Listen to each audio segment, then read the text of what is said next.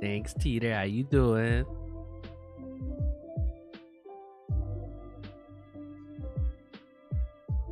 How's your weekend?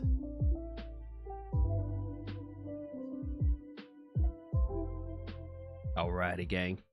I'm just waiting for one more person to join up, and then we'll get this started. So we'll stall a little bit, but yeah, chilling. Thanks. How are you? I'm good. I'm good. Gonna get a little D&D in, and then I gotta go get some chores done. Maybe a later stream. We'll see. We'll see. And then it's back to work tomorrow. Ugh. But overall, I'm doing good. Can't complain. Teeter, are there any games coming out this year that you're looking forward to?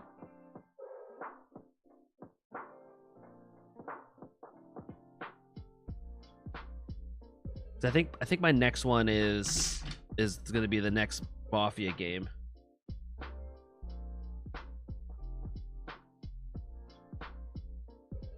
Fair enough. All right. Let's see here.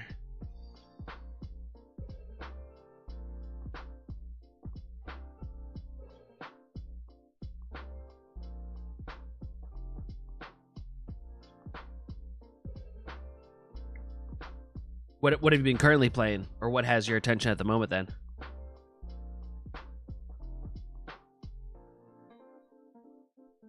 Backlog. I kind of miss news talk. Oh, I have such a long want to play list, but I still, when new games come out, I bump them to the front of the line and start playing them. Overwatch, and it's a nightmare. They have that whole new system now too. Like, what's that called? Where you like level up different aspects of the character and stuff and battle. Sin, how you doing? Happy Saturday. How you feeling?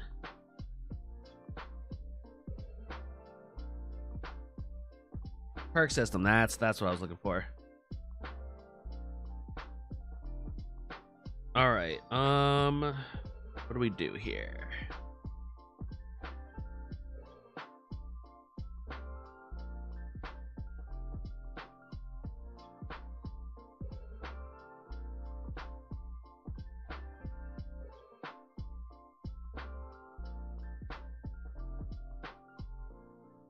I'm good. I'm good. Your damn neck. What, did you sleep wrong? Or did you have a wild night? What was that? I want to slam something outside. Hold on. I'm going to turn my air down a little bit. Hold on, guys.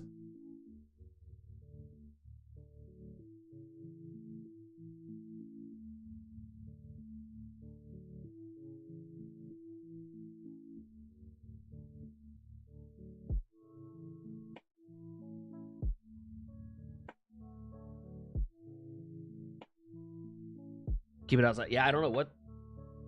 Slept too wrong 2 days ago and it still killed me. Ugh. We're at that age where we're old enough that we hurt ourselves while we sleep. It's pretty crazy.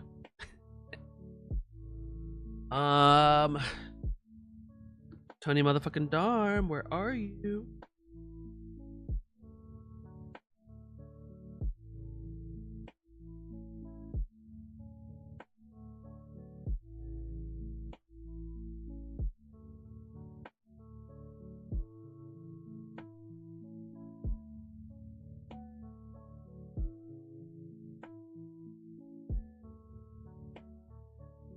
It sucks, yeah.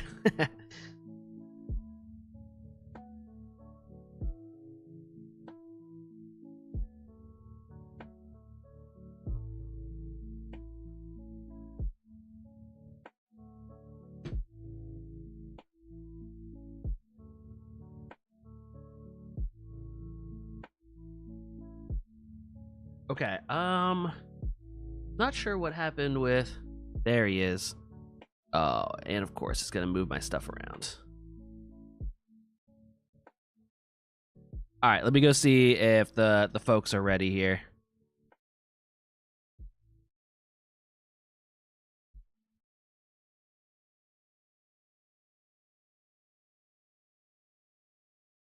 Everyone good? We okay? All Hello. good. Are you good? Hello. Hello. Chicken. That's very formal. Hello. Toady, are you okay? I'm here. Okay. I'm ready. Okay. And I'm good to go. Alrighty. Swear to God, if you Give me leave 2 this seconds chat here. One more time. You move this over, and then Who's I. leaving? You. Me? Not me. Who? Not me, I bet. And then I Not gotta. me, I Actually, swear. I'm gonna leave. The one more order- time. I gotta change my In headset. order to battery. change on my one. I did, yeah. I gotta shuffle around. Sorry, chat. Give me a second to reorganize here. Conan. Hold on, disconnect real quick. Don't. All You're fun and gonna games, swiftly isn't be it? not invited to Ireland anymore, babe. I'm gonna leave you here. No. Yeah, as it's a new just, resident, I now pronounce that you cannot come over. By decree of storm. You're about to find out my real world job is border control.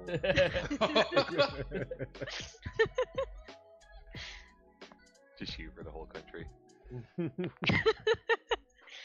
All What's that's this? needed. You have an offensive meme of our president on your phone? Get the hell out. What do you mean we all look like leprechauns, you son of a bitch? That's why you thought you were surprised you were tall. You guys aren't all 3 feet? Shut up. I'm closer to a leprechaun than anyone.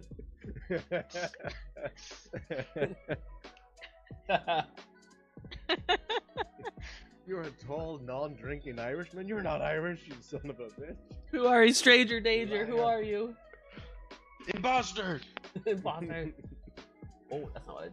So what part of Britain are you in? Oh, you son of a... Oh no. I'll kill you.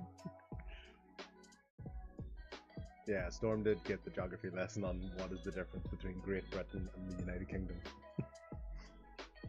Nice. It's pretty much the same thing. I mean, Get the hell out of my game. I just took negative inspiration. That's it. What's the difference? Those guys like own you, right?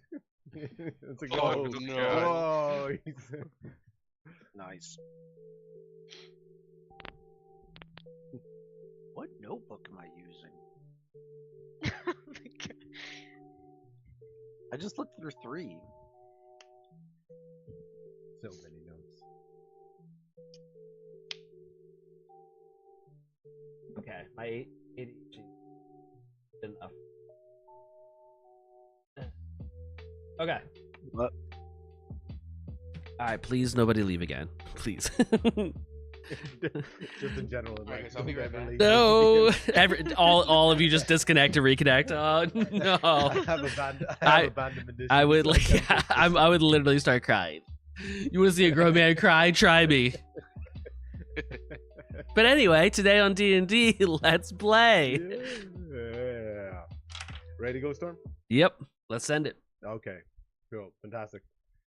We rejoin our party in the basement of the Luskin Lighthouse after the group had attempted to save a fair maiden lost at sea that turned out to be a deceptive sea hag. And as the party battled valiantly against a wave of enemies, including the sea hag themselves, with a beautiful timed counter spell from our own Rian herself, who prevented a large number of the party from being basically charmed or taken over, only then to be swarmed by a large number of crabs. So Kay successfully ridded herself of crabs, intentionally leaving that out there.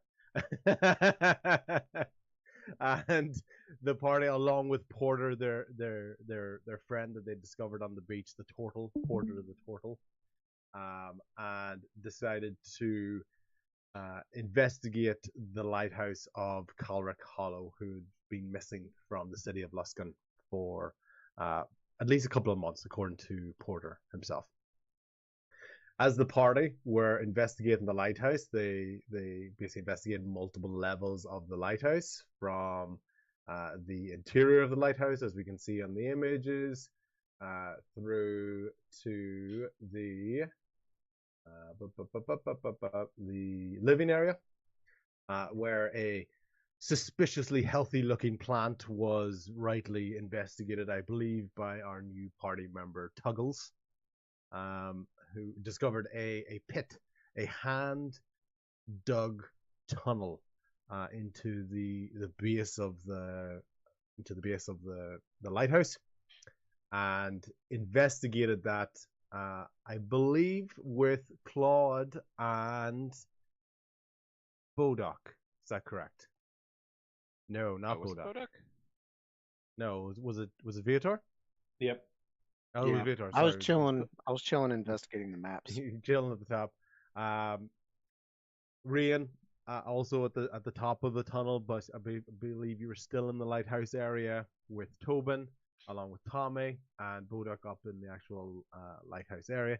As Tuggles, followed by Claude and Viator, were descending through the tunnel area, they started to identify a glow, a bit of a pulse, and there was an increasing amount of the mist, which had seemed to be enveloping the city of Luskan from this area, but yet they were underground.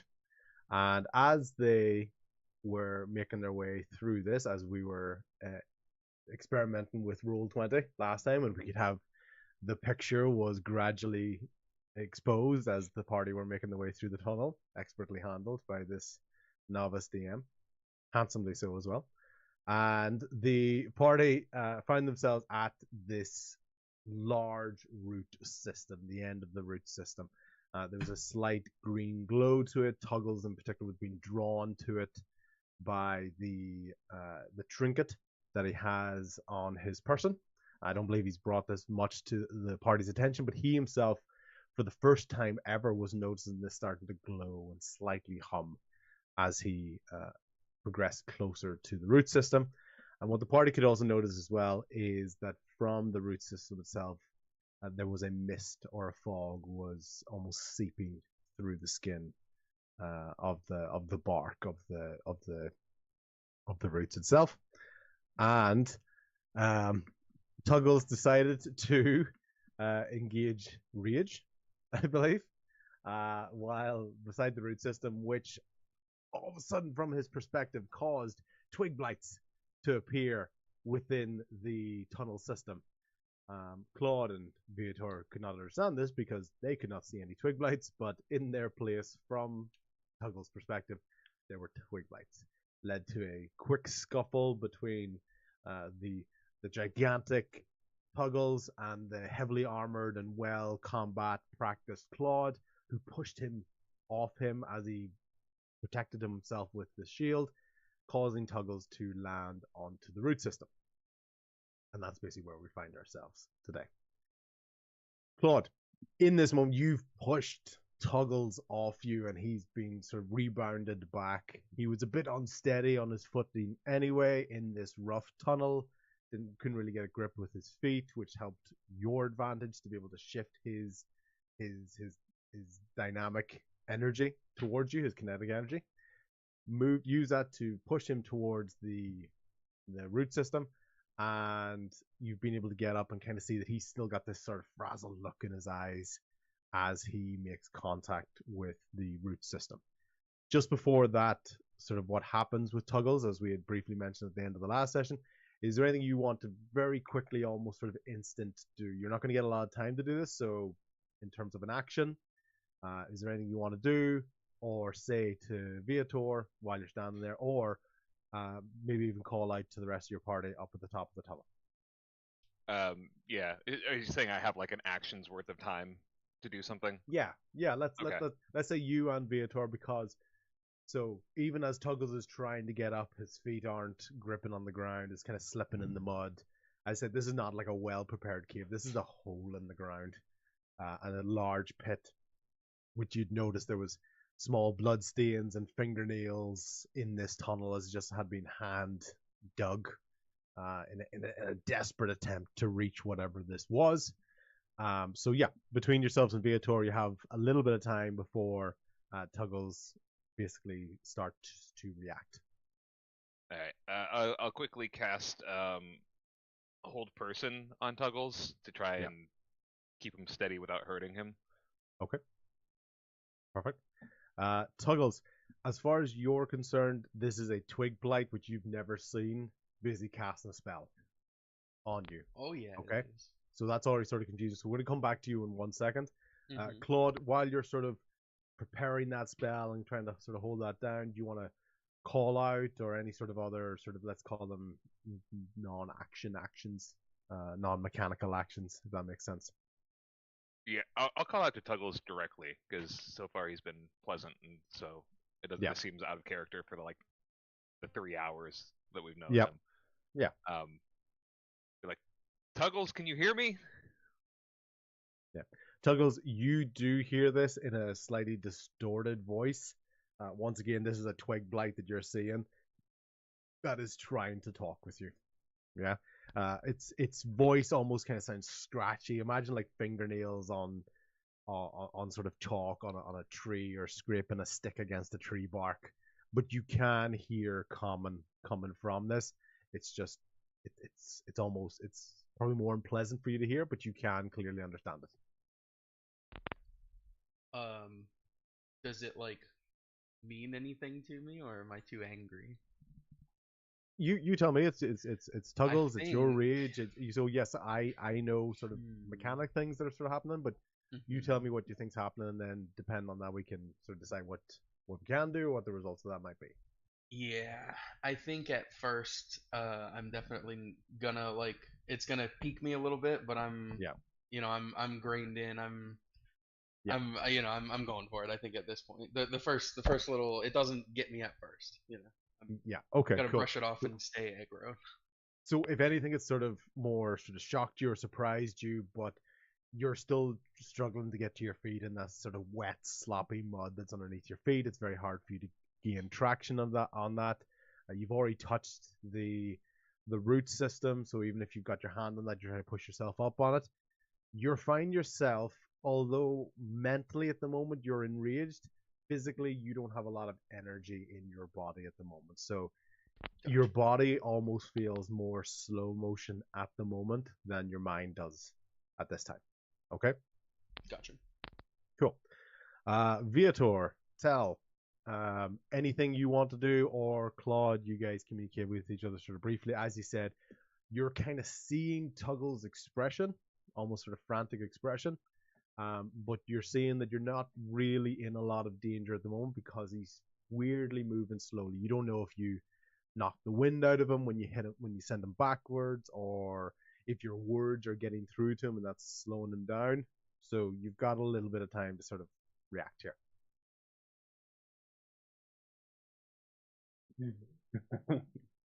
Do you think we should try to help him? I'm worried that This is a small space. If he gets free, I think we're both in trouble being trapped down here. We should start backing up.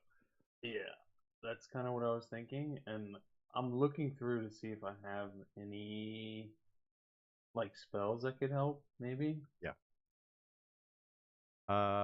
Claude, your hold person spell, what's the C of DC in that if Tuggles was looking to kind of go against that? It is a 16 wisdom. Okay. Tuggles, if you want to fight against that, just in terms of roleplay wise, you can roll against that, but it will be at disadvantage. Yeah, I'll take the dis. So, Claude, while this is happening, you can see So Tuggles that's is a almost 13, trying 14 to struggle. total, Mhm. and 6 total. So that is a fail Six. on both. So Tuggles is trying to move, but if anything, the combination of hold person and the contact that he's making with the root system seems to be holding him in place. Claude, you can kind of notice this because given the couple of seconds as being there, you would understand if the spell wasn't going to work, and the sheer size and force of Tuggles probably would be making a bit more, would almost look more effort intensive from him. So it seems to be holding. All right. You said it looks like he's still making contact with the roots, and that's catching my Yeah, eye. so imagine he got pushed back and he's kind of got like underneath his bicep, and his entire forearm is making contact with one of the root systems, and a different part of the root system is on his lower back. So you can see this sort of caved in area. Imagine he got pushed into this and he's kind of sitting in in that. Okay. I'll turn to Viator. I mean, like that glowing root, something he's making contact with it. He's not acting right. I'm gonna push him off, and I'll charge to try and push him with the shield. Okay. Okay. I have lesser restoration, so once you him off, I can cast that. And Does that heal Try and like help mental him? afflictions and stuff? yeah, Oh, sweet. any kind of conditions. So Cool. we can try to get him off of there. If I can get him off, we'll see. That sounds Just rough. Okay. That is, no. That we're exactly going to follow that line of questioning, Claude. So well said. If you can get him off, this will be a very, very different story. It'll change how this 18 adventure plus goes. stream, baby. Let's go. That's it. Boom. Yeah. Okay. You're like so, a genie with the ironic consequences, literal ironic consequences. Okay. Bo, Rian, and Tommy, you guys have heard a scuffle and sort of a smack of the shield in there, and you have been hearing murmuring as Claude and Tell have been talking to each other, and even sort of almost sort of echoed from Tuggles, basically from that. Okay. Tobin at this point is full curiosity. He's got his head in the hole. The plant is out of the way. He's going crazy. He's really, really curious. And Claude, you can even hear the odd bark. Rawr, rawr. He's just hearing something. He can't see it, and he's just calling out. Guess we're not taking a nap anytime soon. Yeah, while they're down there, do we have a full rest opportunity? That's good. So Claude had Claude tied. has been trying to get Tuggles off for 8 hours while the party are resting. Claude had tied his rope to him, and Tommy was holding the other end of his rope. So Yes. Tommy Oh, yeah. kind of hears like a little bit. He's like, "Y'all good down there?" And he kind of gives like 3 little tugs on the rope to see if Claude will tug back. So I'm really tugging, and I'm hoping that he'll tug back to give some kind of idea what's going on. So there's tugging on both ends. Yeah. Just I'm trying to figure out what's going on, and that's probably my best move. Yeah. Okay. Cool. Rian, we're gonna deal with the guys up in the lighthouse just a moment before we come back to in the tunnel. Rian. Is there any sort of flame? Can I do this? I don't remember. I haven't used this one in a while. I'm gonna throw a fireball down the hole. No, that's what I just wanted to like hold a flame in my hand and like look down Oh there. yeah. Can I incinerate them? Can I cast fireball into the hole? Yeah, fireball.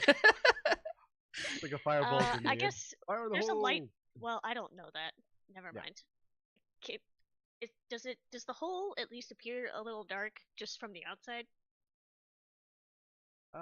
Yeah. So the way the tunnel that had been sort of dug out was a little bit windy and sort of down at an angle. So it's not like you're looking straight down onto this root system. So, and the glow it's probably more faint even for the guys down at the bottom. So you probably don't have a lot of indication of the amount of light that's down there at the moment. You're probably more reacting on sound at this Is time. there a lantern in the room? That's In your in the room and in Yeah. the up there. Let's see. Also, Tommy sees you Yes, trying. there is. Oh, perfect. You guys, he notices Tommy's kind of like starting to a little bit like worry, and he's trying to like tug in. Bo, you guys, should we go in there after them? What, like, you guys, did you set up like a signal, for help or anything? They haven't called for any help. Tom, you can see like Tommy is a little bit white in the face. He does not want to go into the hole. So his action right now is just like hoping that I'll get some kind of message back or a yell or something. Yeah. But he like looks over at Bo. And Bo, if you want to go check on it, I don't know. They haven't said anything, so I'm not sure what to do. I don't know. What about you? Want to go in, Rian? Do you want me to go? Let's just. I'm gonna grab the light, the Yeah. Yep. lantern on the table, and just kind of like lean into the hole a little bit. Everything okay down there? Thankfully, the light helped carry the shout, which is I seemingly mean, the light you know, was you just required want to be able see to a little shout bit, down. you know, try to see Yeah, something. I get you. Yeah. So when you look down, you basically do see that the tunnel has continued on for a little bit.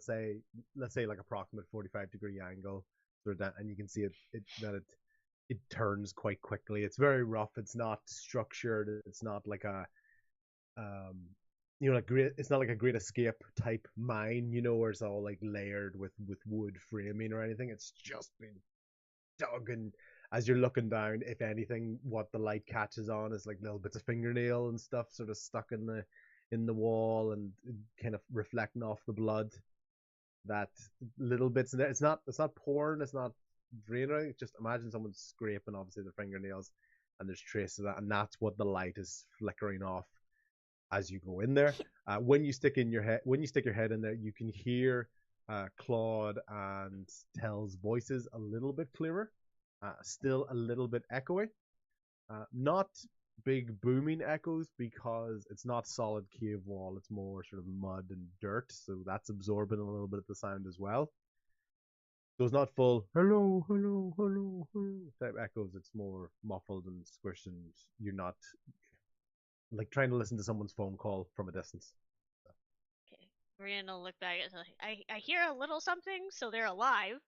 But this tunnel doesn't look so great, so I think we might have to go take care of them. You at that moment though, you do get there's a surprise attack on you whenever you stick your head into it, because Tobin turns his face around really quickly and licks you right on the mouth. Oh. You weren't prepared for it. Love that. That's my favorite. So, yeah, and just he was sticking his head into the hole. You stuck your head in there beside him, and he was looking what you were looking at, and just right there, he just went, I just got you right in the lips, maybe a little bit Frenched accidentally, but no points of damage. And it's up to you whether you accept that positively or negatively. Tobin will remember this. But so yeah, okay. So you survived that surprise attack. Well done. Yeah, Brianna just kind of like wipes her mouth. It's like, thanks, Tobin. Yeah. Psychic. And then he goes back to looking down the hole as well. And you can see he's doing that kind of like he's trying to go down like a slope, and you can see like his paws are kind of slipping a little bit, and he's kind of half forward, half back, going for the hole. You can see the curiosity's looking to try to get him down the hole as well. So cool. Tobin. Sorry, Tobin. I'm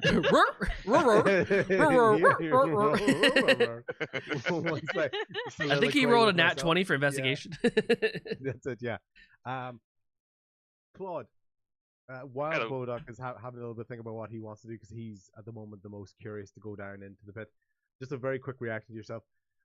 You get a slight tug in your stomach, and it catches you by surprise. He goes, "Oh yeah, the rope! I have the rope around me." What do you do for that? Like what's your instant sort of response to that? I don't remember. Did we come up with a pattern, Tommy, or was it just like no? Okay. You pretty much just tied it around you, went down a hole, and I held the other end, so there was no communication. Oh no! Oh shit! Our call ended. Hold on 1 second, chat. I don't know if my end.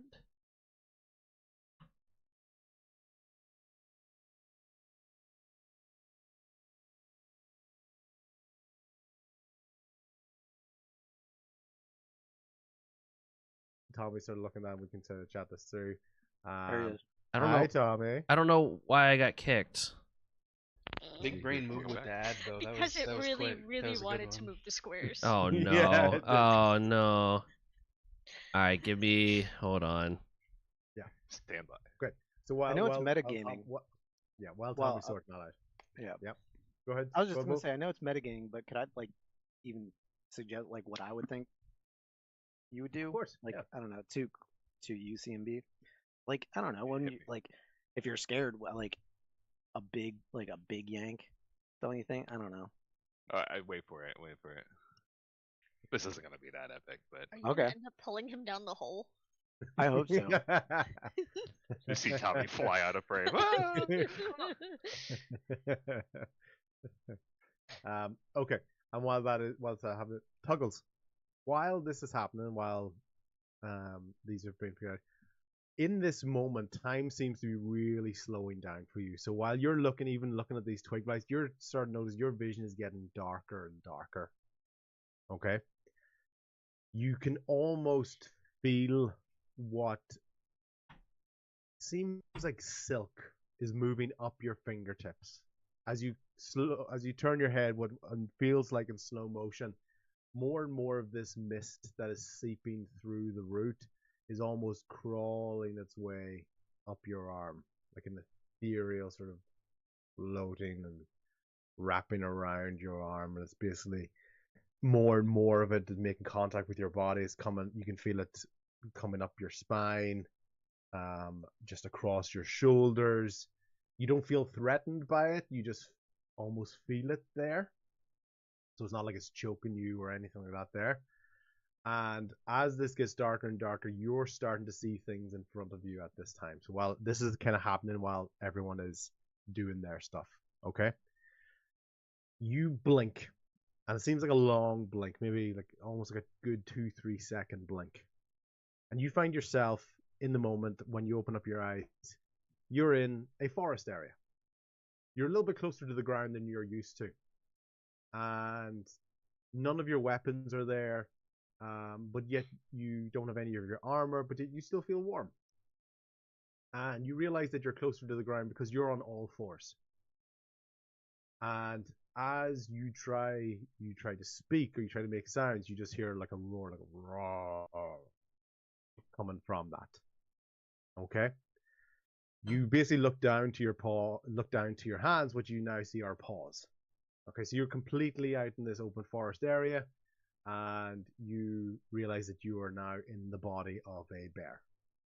Okay? This bear that you're feeling is conflicting with your own emotions, so you're having this weird combination of almost two minds in the same body. You understand what this bear is feeling, but you still have a slight connection to yourself as Tuggles. Okay?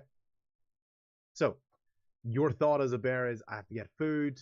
The babes, the cubs, they need their food, and more activity. You've had to run away from hunters and other sort of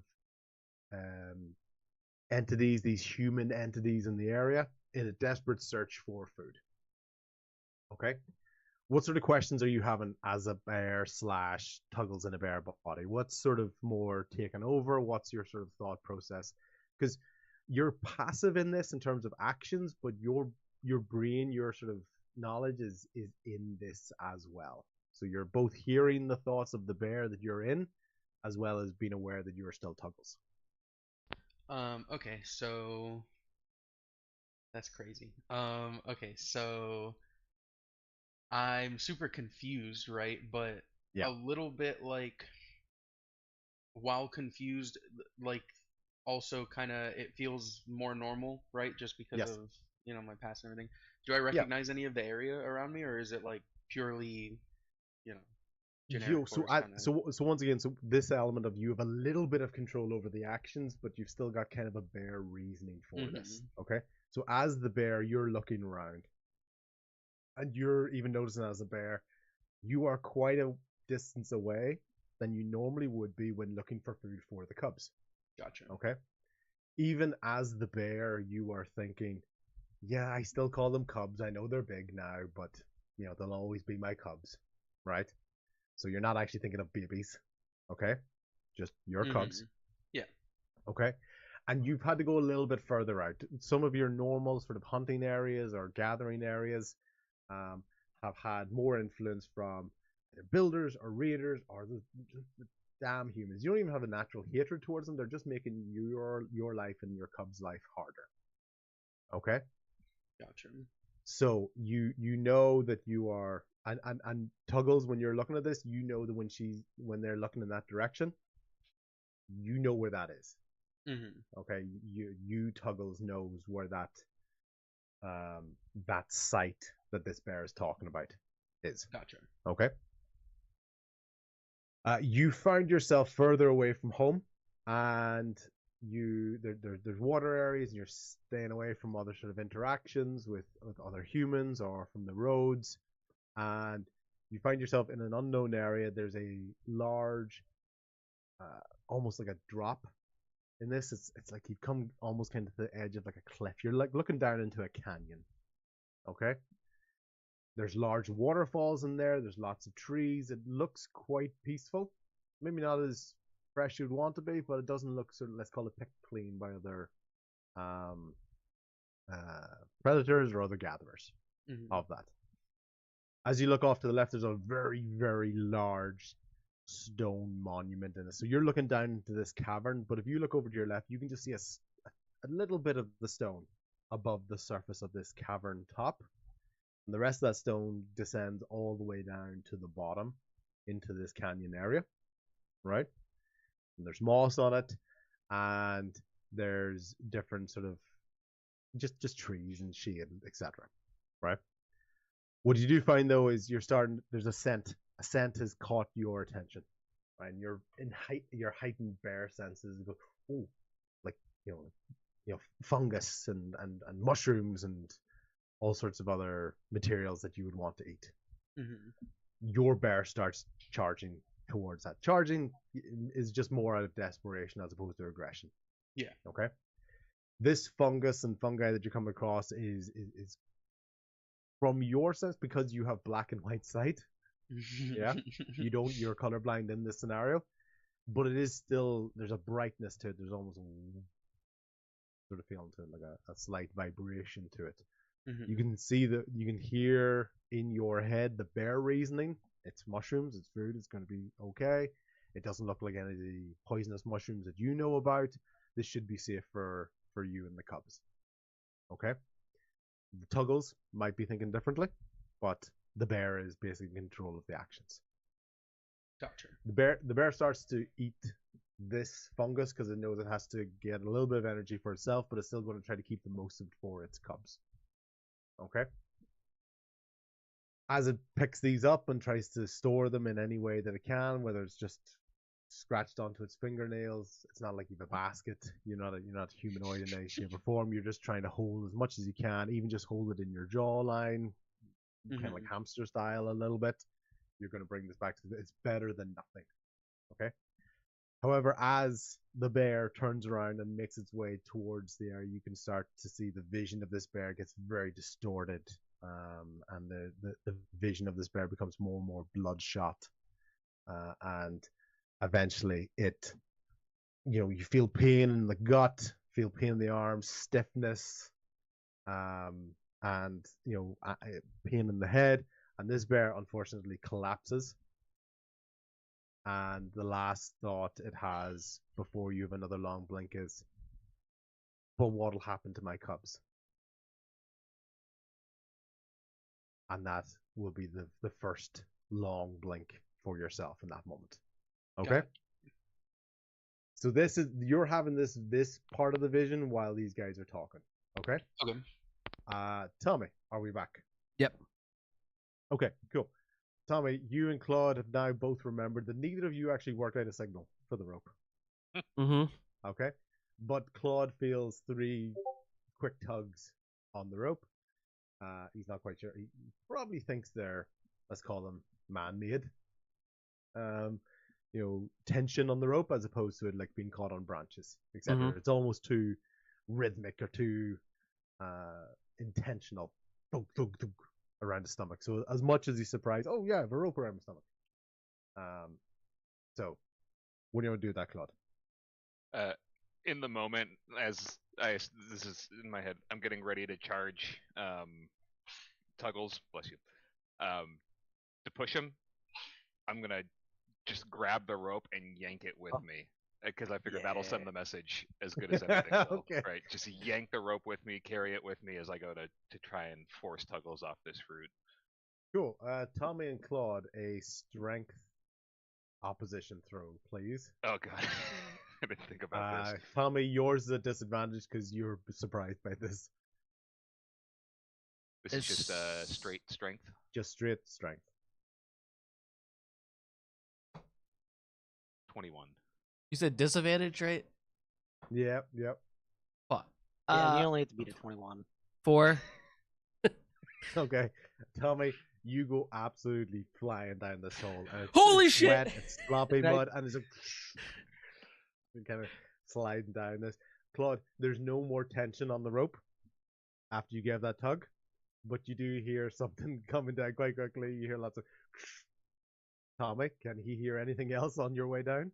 I mean, because of that experience, and I imagine Tommy kind of goes head first and immediately hits his stomach and knocks the wind out of him. So you probably hear like a just like going awkwardly down the hole. Yeah. Tell, you're right there. You're the one closest to that gap, so you hear this the most. You hear a Tommy, making its way quickly towards you in the pit. He had a code word. Bo and Rian both just see Tommy disappear. Did the rope go with Tobin's him? barking like mad. Yeah. Can I grab the rope? Can I try to grab the rope? He had the rope like Okay, in his hand, that's like, fine. like the end of the rope. Just So yeah. where he Tobin went, the rope went. Sorry. Does Tobin go after him too? No, he looks at Like, you first. huh? He really, Okay. really wants to go, Like, but oh, he has yeah. that second he looks at you. Okay. We had a code word at one point really early on, and I can't remember what it was. It was like a danger word. Danger. No, it was a Danger funny word. thing. Danger, Tommy. Danger. Danger, Will There's something Robinson. funny, and I can't Danger, remember it. danger. Well, Tommy wouldn't be able to say the word anyway. The air is completely knocked out of him. Claude's wondering at that time while Claude hears, he's like, "Did we have a code word?" I don't know. Bo tried to grab Tommy, basically, Yeah, but I don't just think I don't think he just- would have reacted. No, just full arms missed. It was completely by surprise. He was already sort of at the hole, sort of talking there. Boom, away. Bo, you were already suggesting going into the hole, and Rian and Tobin are at the top of the pit as well. I'm not even gonna wait. I'm not even gonna grab the lantern from Rian. I'm just gonna try to dive in after Tommy. Yeah. Like So like Tommy and Bodok both going down a water slide way too quickly after the first person went down. yes. Tommy's flying down head first, winded. Bodog's right behind him. Tell is hearing these people. This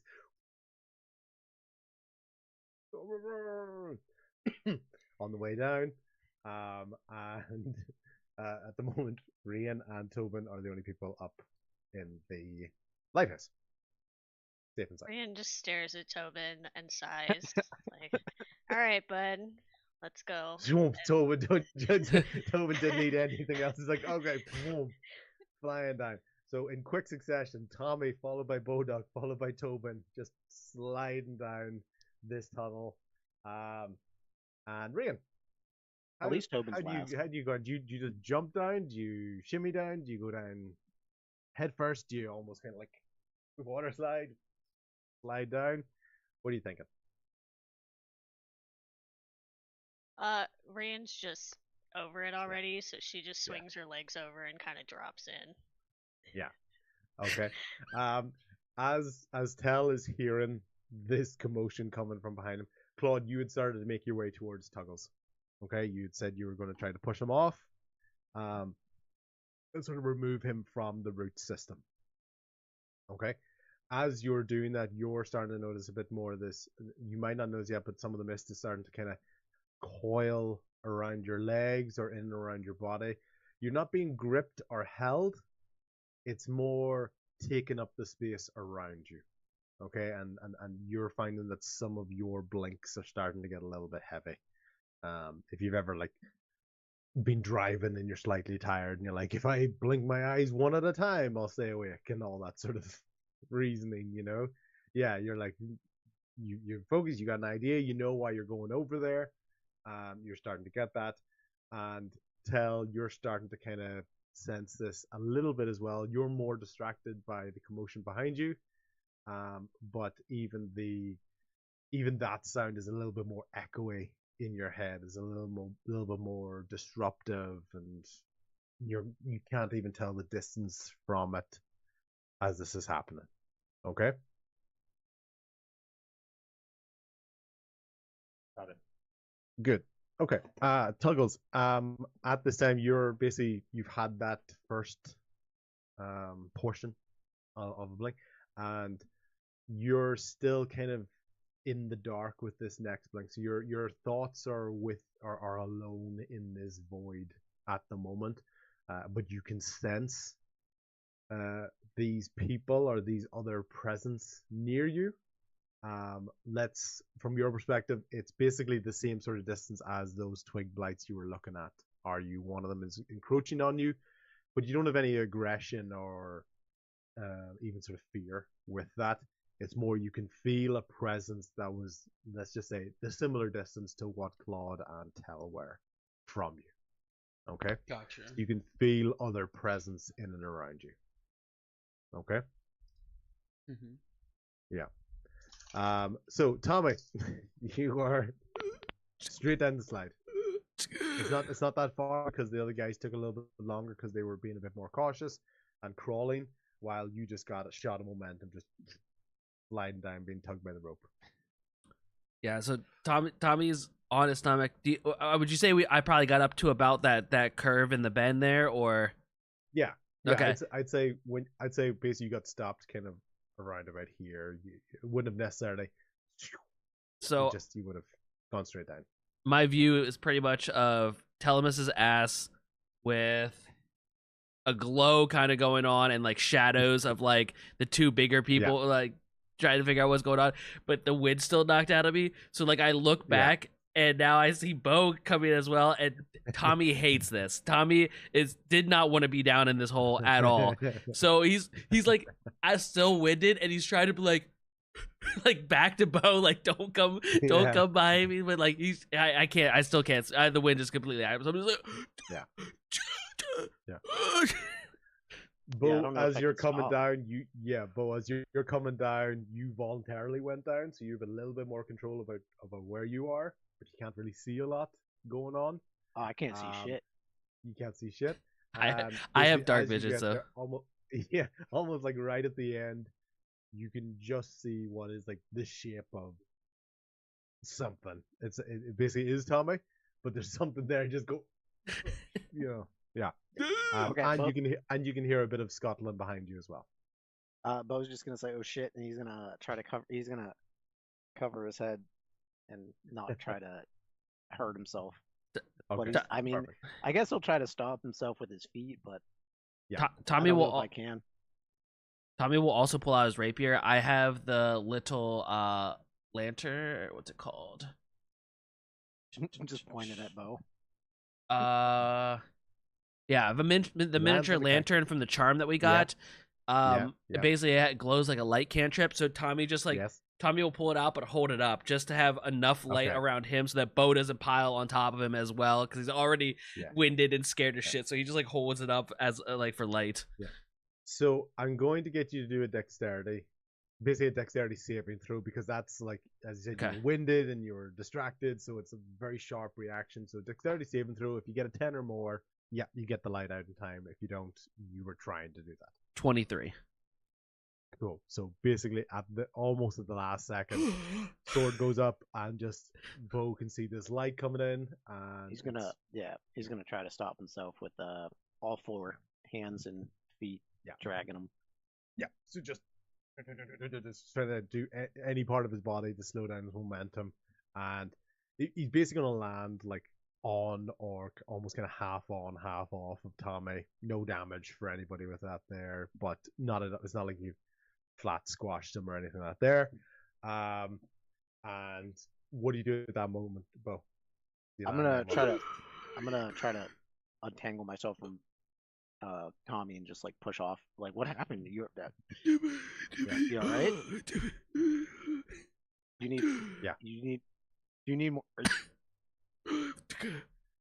Tommy, okay. Tommy, as you can see, as you're looking up the tunnel, another dexterity saving throw, please, as this little black blob is now rushing towards you from the tunnel. Drop the dice. That's gonna be a 12. A 12.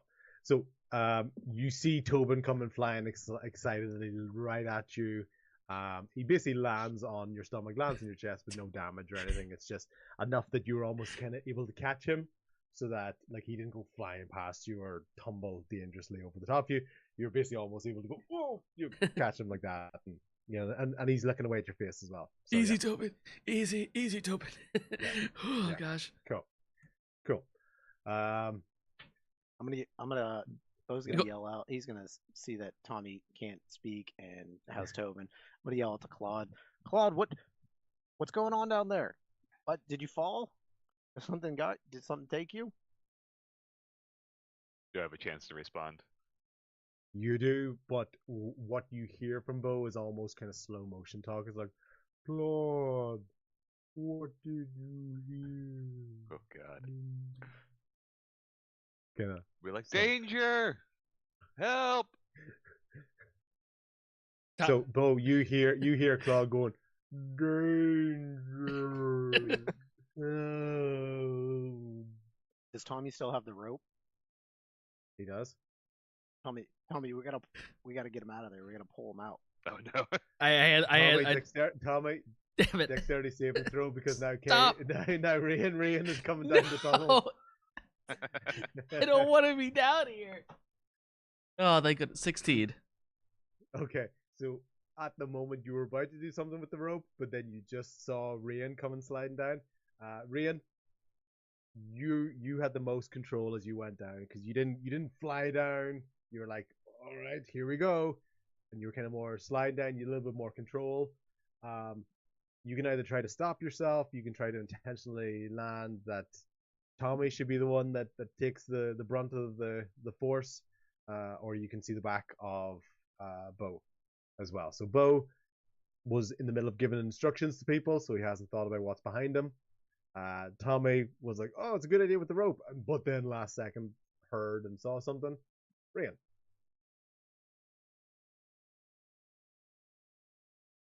Can I use gust to try to slow like a Yeah, of course. you know what I'm talking about? Yeah, of course. Yeah. I'm gonna slow myself down with my own gust. Okay. Oh, man. Just blow Go, Tommy go. down the hole. Yeah, that's it. Yeah.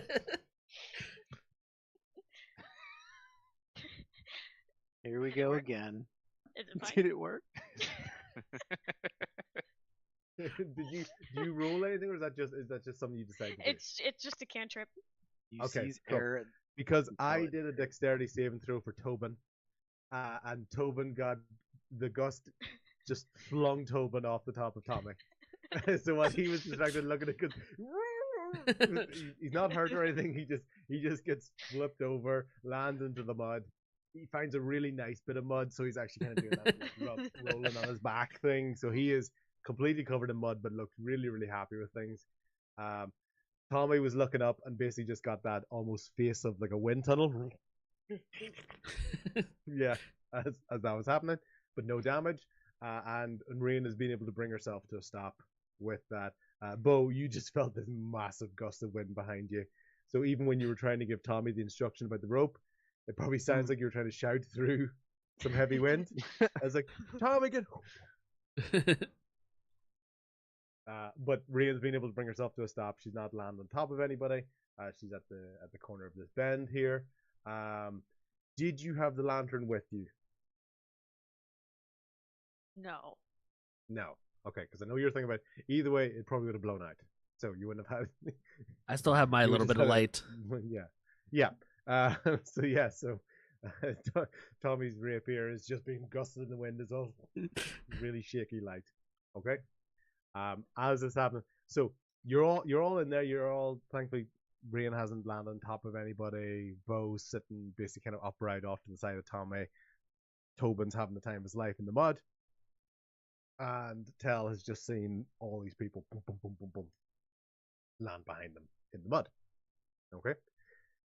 Claude, you've been trying to react to things a little bit quicker, but you're starting to feel things slow. Your eyes are starting to get heavy, especially as you're trying to almost sort of push Tuggles up. I know you're trying to use your shield as well, so I know there's an element of you don't have sort of physical contact with him, but more and more of the mist around you is basically you can see it shimmering. It's almost like smoke in it. It's like a very light smoke. This mist. It's got a weave to it as it flutters through the air. You can see little glints of green and gold as this is going on. You notice that sound is falling away.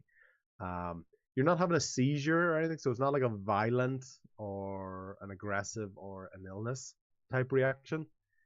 It's more like half being asleep in this. So time is really slowing down for you in this moment as you're feeling this. Okay. Tell is also starting to feel this, but at a slower rate than Claude is, and a slower rate than Tuggles is. Okay. The party that have just landed at the moment, you can see you're in this room. You see the glowing, the root system, the roughness of this hole that's been dug into here, and you see Tuggles on the ground beside the root. You see Claude standing up in front of him with his shield, and you see Tell there standing. Even when you look at Tell, the look on Tell's face is kind of like someone who's really high. It's like they're not quite understanding what you're saying. Even when you talk to them, it's like, what? He's got that sort of a derpy look about him as he's standing there.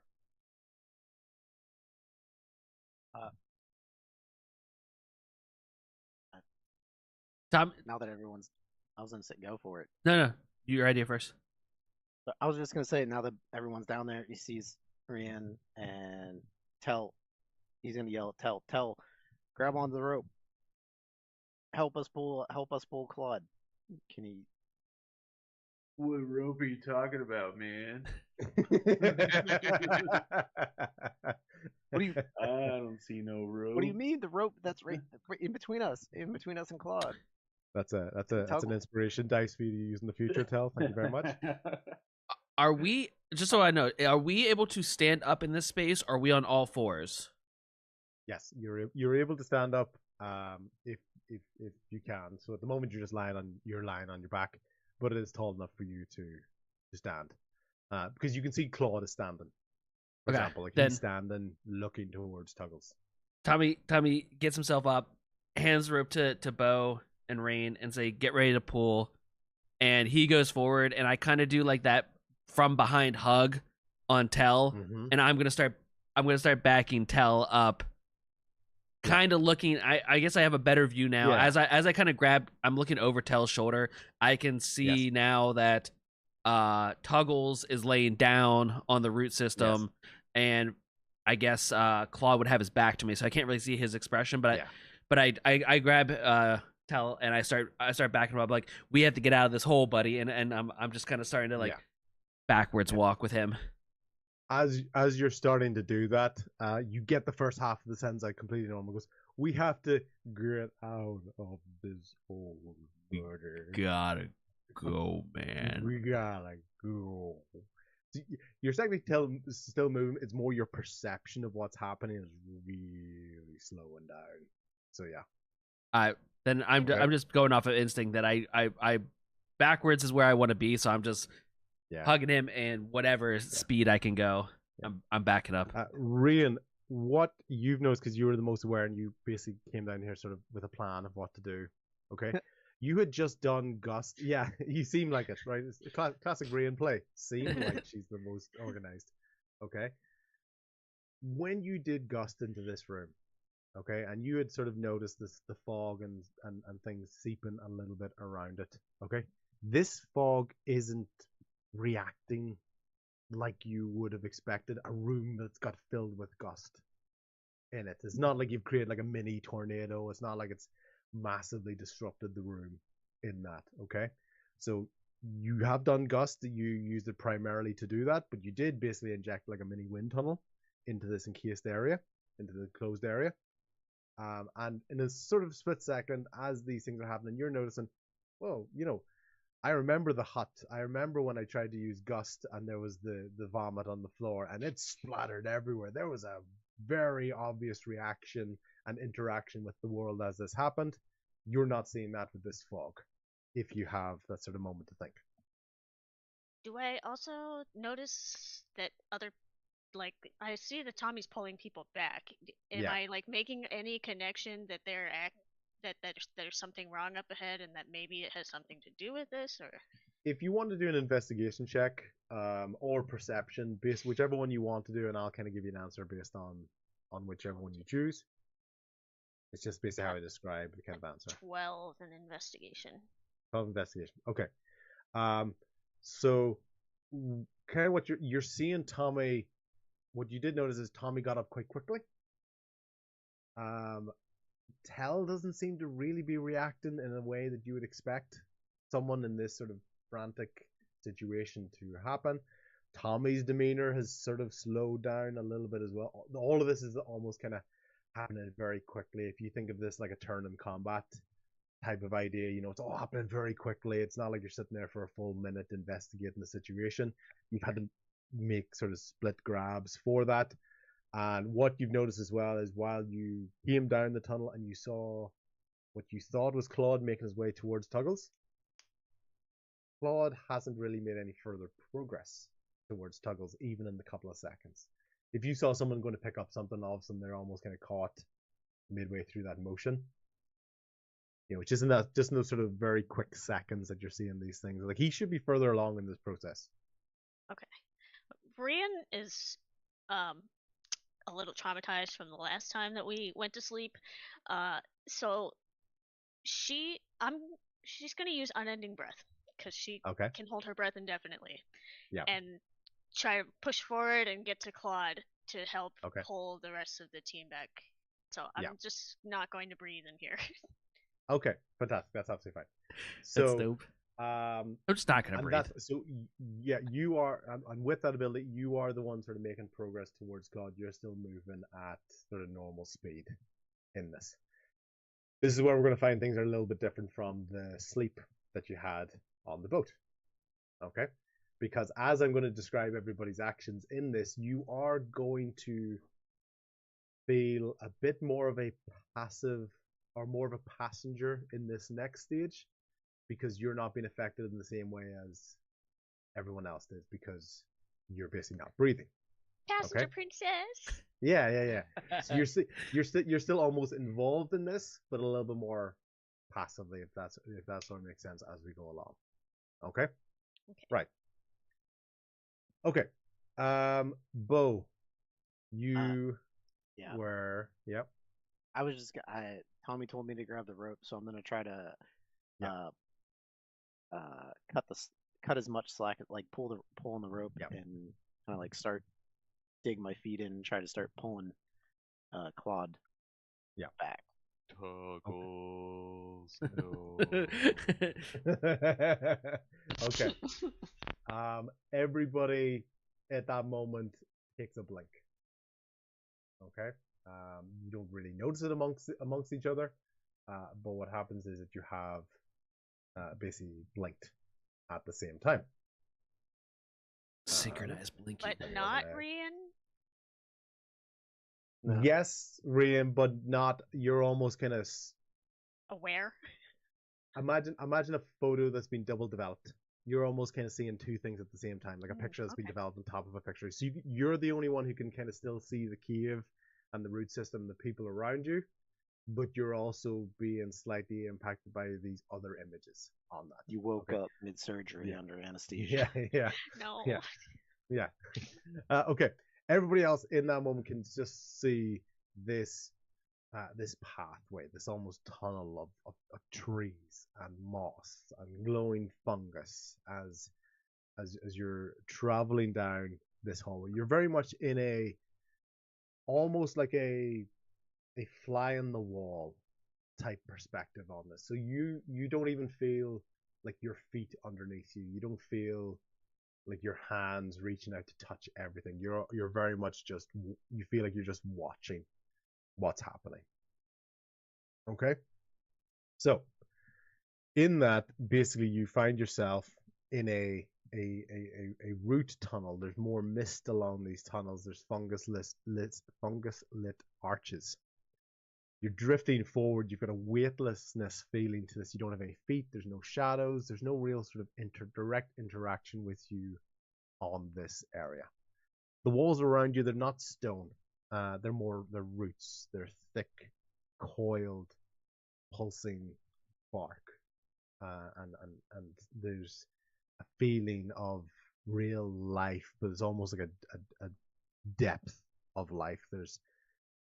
It's not a heartbeat, it's more of a hum or a vibration in this world that activity is happening. And you start to hear some shouts a little bit into the distance. Okay? And even as you're going along, Tuggles, you're going to look off to the side, and there's going to be little, it's basically a knot hole. So almost like if you look at these trees, there's like little gaps in them that you can see something into it. You're going to see an eye looking out towards you. It's like the eye of a bear. It's almost like kind of the profile face of a bear. So imagine like something looking out at you like this. Okay? Tommy, you're going to look off to one of the sides, and one of those trees looks like a very old, it's got like a nature pump, but it looks like an old door that you recognize. An old, small, cubby door. And through that, you can see a menacing, aggressive, older female looking through the hole. And you just get it sends a shiver up your spine. There's something extremely uncomfortable about that. Claude, you're going down and you see one of those holes, and it looks like the eye of your mother. Doesn't make you scared or anything, but that's just, you just kind of see her profile. Almost imagine like a child, like a parent looking in on a child as they're about to go to sleep. Almost kind of looking into a crack of the door. They just get a sort of brief look, but once again, because you don't have control of the situation, you're moving past. So even if you wanted to kind of go back and look at it a bit more, you're sort of being brought along with this. You're not in control of this situation. Okay. Tell, as you're going along, you're seeing aggressive faces in this, and you can hear sounds of people like banging the outside of like a prison gate, and break off. You can kind of hear that sort of voice. Step away from the door. Feeling. Okay. Bo, you're going past, and basically you see what you think is the eyes of your grandmother. Same sort of thing. It's a different perspective. It's more like that, kind of looking in and checking in on you. Okay. And Rian, as you go past it, there's unfortunately that half cast face of the humanoid Kisera looking at you. Just looking at you, just a real intent in the eyes. So as you're basically being whisked down this hallway, you almost all feel like you're the main character. It's not like you're looking around and seeing Tommy or seeing Rain. It's like everybody is in their point of view as they're being whisked down this hallway. Okay? And you hear clanging and banging and scuffling and movement down this hall as you're being brought down this hallway. Okay? So just bear with me as I try to get my images correct here. First of all, you're going to see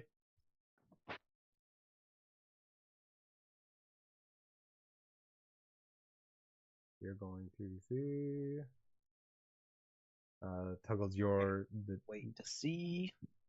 wait to see. You enter a large circular room, and there's a portal in that, and there's an age, there's a real essence, there's a real depth of experience and almost forgotten knowledge in this room. As you, whether you can describe that to yourself or not, there's just this feeling of, I'm not really here, but I'm feeling everything that's going on here. I feel like I'm here, but I know I'm not actually here. And you see thrashing about of vines and leaves and branches and attempts of the portal. And this arm coming through is very similar, but almost more aggressive and monstrous to the arm that you've been seeing coming through the portal at those other areas and been trying to speak to you. Okay? You're seeing this happening when you, from your perspective, end up behind. Let's get this picture here. Excuse me.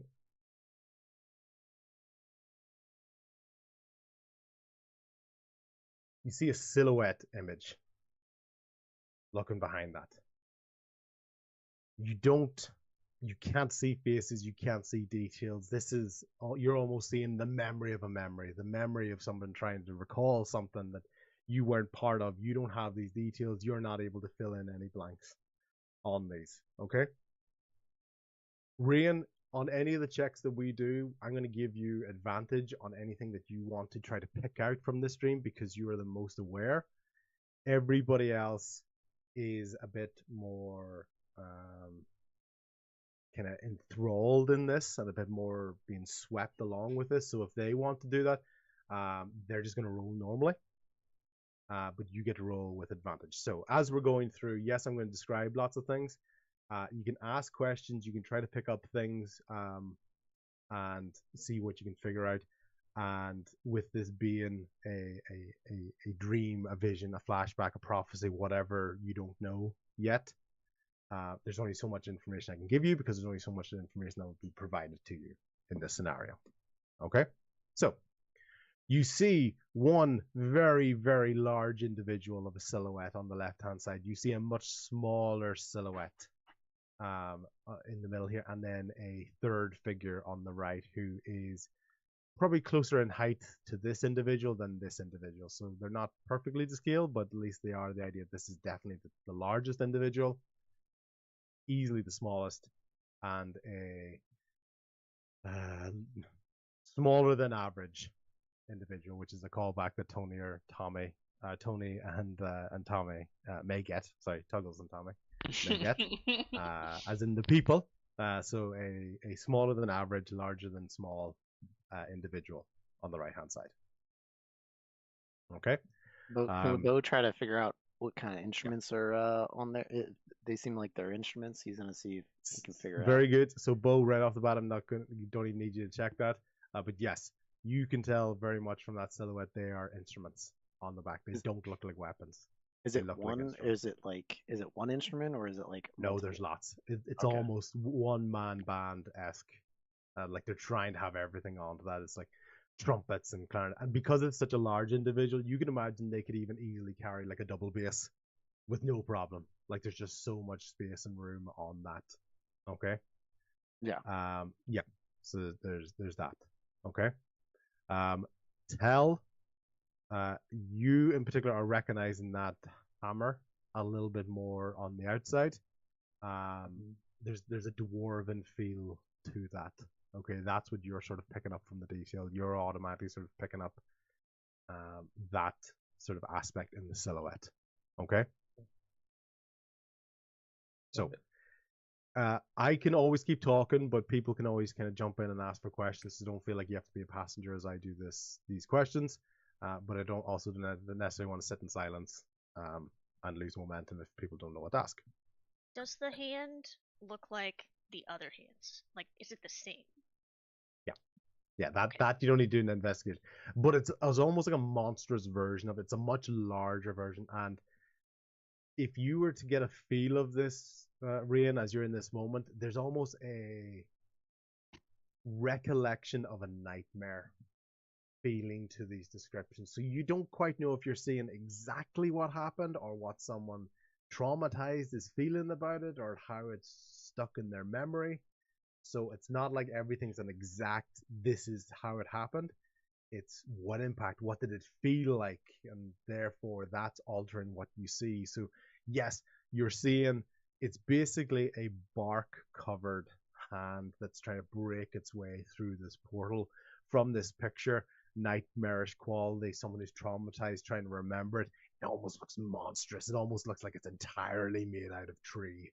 It's dangerous and it swipes and it tries to grab and claw. And there's a real desperation about its movement.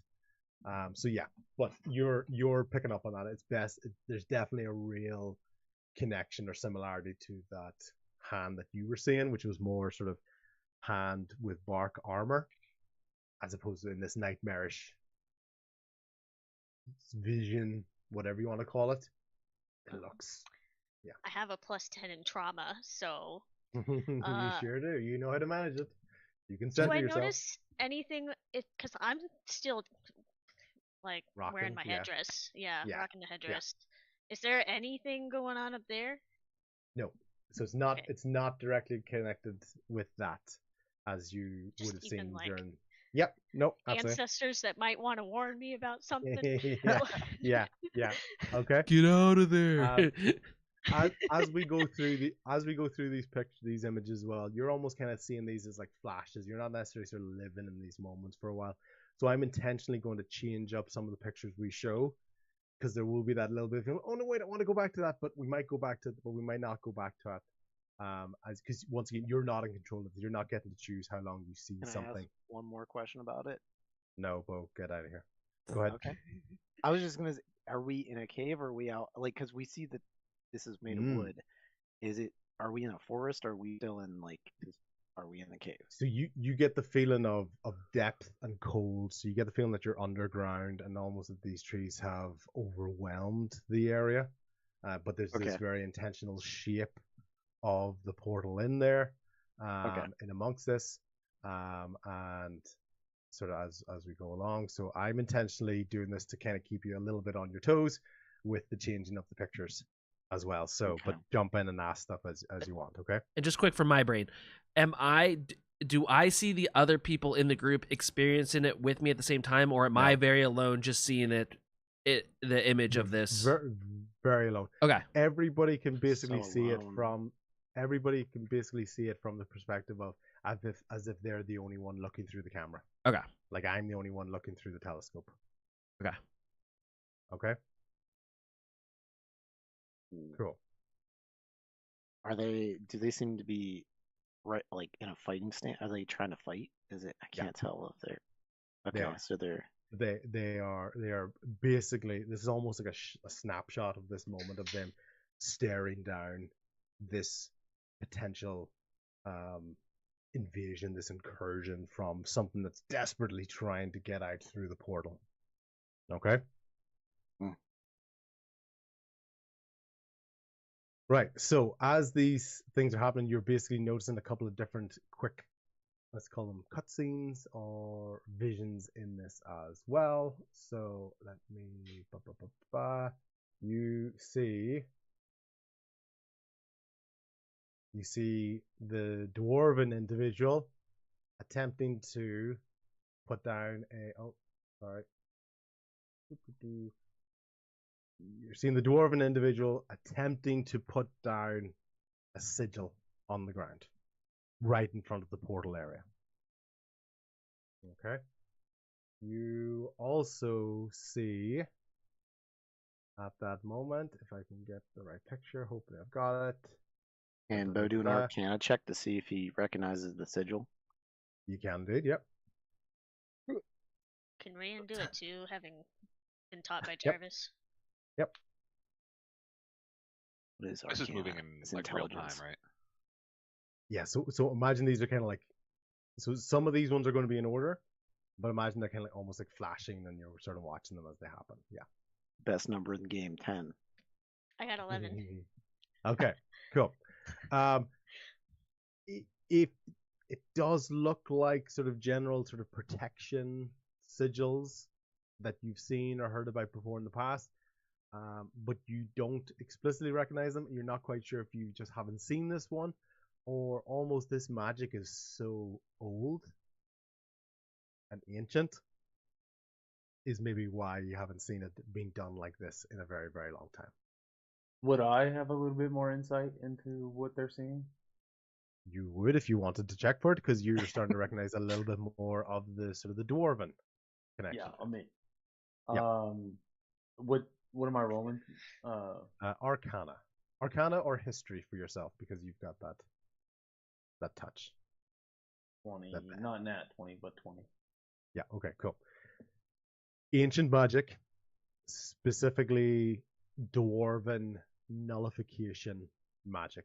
So it's very much protection, and you can sense from this. This is almost trying to shut off the portal like a valve, right? This element of it being braced right in front of you, is what's happened. Okay, but once again, as I said, this is ancient magic. This is probably the stuff you would have heard more about in stories than actually seeing somebody in any sort of modern time that you would know about actually using this. Okay. Okay. And then How would I know the hammer? What? Yeah, it's more the design. It's the sort Okay. of the styling of it, or the idea of it being connected with certain clans or certain you know that that type of a weapon is associated more with a royalty or a very high ranking. This is not your standard warhammer. Okay. There's a real everyone just sees a big ass warhammer. You're like, whoa, if you get that sort of warhammer, you're somebody. You know, you get that, like, this isn't your copy and paste warhammer. This is made for somebody. I do a history check to see if I can tell what kind of dwarf he is. Is he a mountain dwarf? Is he or are they dwemmers? Yeah. Yep. Let's try to get great, perfect 11. Yeah. The look on the armor, and the style of the hammer would give you mountain. Mountain. Okay, I think he's a mountain. Okay, you think mountain. Yeah. DM, two questions. First, are these flashes all kind of wordless? Is there any speaking as they play out?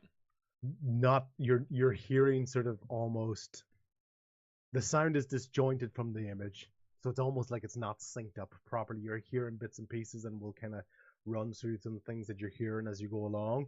But it's not like you're watching movie quality. It's more like you're hearing stuff in the background, and it's echoes and kind of loosely aligned with the images. Okay. So what? So do you want to sort of listen out for something? Like, what are you sort of trying to? I'll just listen, just for any dialogue in general. Like if somebody says like a name, or talks about what kind of magic that they're casting. Yeah. That's it. And so the first thing is, with him, I believe you don't know Dwarven. No, but if I have a chance to cast a spell, or is this kind of locked in the way it is? Locked in. So because Claude's not really there. Okay. Claude's experiencing this. No Dwarven. Yeah. You can hear an incantation in a language that you don't understand. Okay. He's trying to focus, but there's all this real hecticness going on. You do get the feeling of, with your experience as part of your party and then within military ranks, there's an attempt to coordinate the movements of the three against this one larger individual. So there's an attempt to do that, but it's so chaotic and there's so much stuff happening. It's still very hard to do that, and it's still only 3 people, so it's not like you can do full rank, strategic movements. Can I pick up on any religious iconography or symbolism? Probably the closest thing about your knowledge you'd be wondering about that sigil on the ground. Because you might be thinking that sort of dwarven ancient magic. It's probably linked with a society and a culture you don't quite understand. But it seems you understand from the expression of the dwarf that's doing this, that he's trying to be as solemn as possible while things are going crazy. You can see there's a real concentration being required from him, even as things are going crazy. Okay. And once again, you get this image of like this. You get the feeling, even when you look at this sort of image, it's kind of distorted. It's not like a very clear, this is exactly how I remember this entity. Once again, there's trauma. It's like, did it actually look like that, or is that more of a metaphor, or a way for the brain trying to compensate for that? You don't know these things as you're going along, and even as sort of more and more images are being stuck up into your head, and I say stuck up into your head, that sounds really, really weird, but I'm trying to give this impression of all these images flashing sort of quickly before your eyes. And with that, you hear a cry. This large individual here is on the ground, almost looking defeated, when the smaller individual, you can hear a very distant no, and casts a shield spell, which is, you can't even see it from this because the caster would see this image. This person wouldn't, but all of a sudden this blade made of wood and fungus and rotten plant life or whatever just stops inches right before it plunges straight into the base of the neck of this character. Okay, and that's enough to send a shockwave just to recoil back on this beast that had tried to stab this individual that was on the ground. As the smaller individual looks to tend to their compatriot here, the solemn yet unfortunately distracted dwarf is unable to protect themselves as that blade stabs them right onto the breastplate. Claude, you have the most experience with heavy armor, so you know it takes a lot of impact for it to go through that. But you also know with the depth of it, it hasn't like completely speared him. It's not like it's come out the back, but it has probably made contact with the flesh in around the heart area of this individual and has broken their distraction while they're trying to close off this seal. Okay.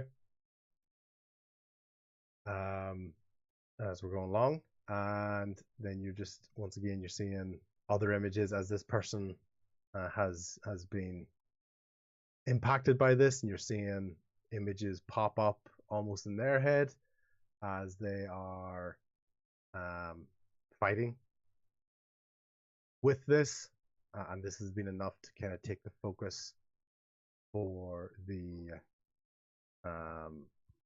entity, for the aggressor in this.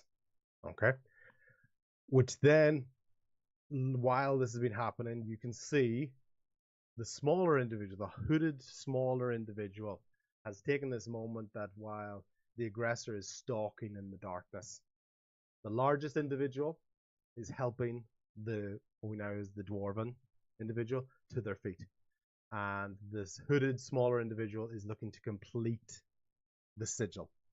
You'll notice that the color of the sigil has changed from a gold into a purple, because they're trying to incorporate their sort of level of magic into this, so it's a little bit of a mishmash of protections in this, and there's different voices in the head, and you can hear one voice that says, "We remember what you bury, and we rot what you forget." And you're hearing all these different taunts and proclamations and threats as they go through this. And within that, you're seeing flashes of different images and locations in the area, one high up in the mountains, one a large canyon area in that, and you're seeing rushing water in a different area and makeshift bridges and massive trees in different areas. And these areas kind of correlate to what I remember seeing on that map, because I see there was mountains on the map that were in a circle near a waterfall in the forest. Do those kind of like? I think they would be the sort of things. Connection. I think they'd be the sort of things you'd probably make the connection as soon as you're out of the division. You're going to actually have a moment to go through it. But yeah, basically you're along the right lines of that. Okay. And with that, there the three party members, they're working together, and this is the image that was shown a little bit early, but it worked quite well with the chaotic nature. You can see as these ones are forced and they're fighting back and they're clawing and they're hammering and they're trying to destroy the tree structures that are around them. And with this makeshift incantation that's been happening as they go through, you can see that this aggressor is being forced back into the portal, and you can see just part of its head and this arm coming through as it's being dragged away, and ultimately being forced back into that. Together, they're even going as far as just trying to actually push the arm inch by inch. The ground is giving way underneath their feet as they're trying to gain traction on it. You can see that the smallest individual is almost trying their best just to keep the sigil alive, because he knows he's not going to be able to push back. The wounded dwarf is trying his best to do something. Most of this pushing is being done by the largest individual that you can see there, and with that there, the portal's starting to shudder. It's starting to crack. It's starting to break down. Branches are falling off. Some branches are falling down near the dwarven individual, and you're starting to see things like the flashes of the halfling that's there has got, you know, part of that fungus like dagger in his hand, and there's flutterings, and all of a sudden the portal eventually just closes, and the three individuals that had they fall to the ground. They're exhausted, and they weakly limp out of the tunnel area, knowing that while they have achieved something for now, there is an uneasiness that it hasn't actually completed the job. It seems they seem happy that they have delayed something, and there's a real conflicted feeling in the party of what they've done, what they could have done, what they should do. And with that, there, basically everyone's kind of seeing them walk, limp, carry into a darkness, into a void, as everyone starts to have their blinks again, and Tuggles is on the ground, and Claude is basically trying to pick him up, and he's having the rope being pulled by Bodok, and Tommy's pulling Tell back for a second, and Rian, and everyone sort of seems to be kind of in their sort of more normal speed and time, and recognitions with sounds and etc. So yes, so not asleep. The most unrestful power nap long blink that you guys have had in a while. Does that count as a short rest then? It sure does not.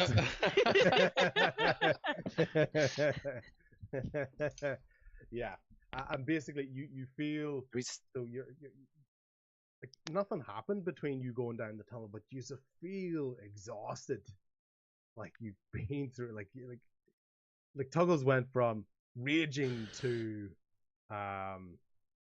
exhausted just from being pushed on the ground one time. He sees everybody around him. There's no twig blights around him at the moment, and even as he's looking down, there's a little bit of a like a vibration or a little bit of a wobbling underneath his knee in the dirt. That's what he's sort of feeling, and everyone else is sort of still in their moment of what they were doing right before they experience that. Oh, so we snap back kind of like to consciousness. Snap back to reality. Yeah. Yeah. So yeah. While you think about it for 1 second, I'm going to get a drink. 1 second. I'm going to use it. Wink. Woo, break time. So no short rest, but do we level up?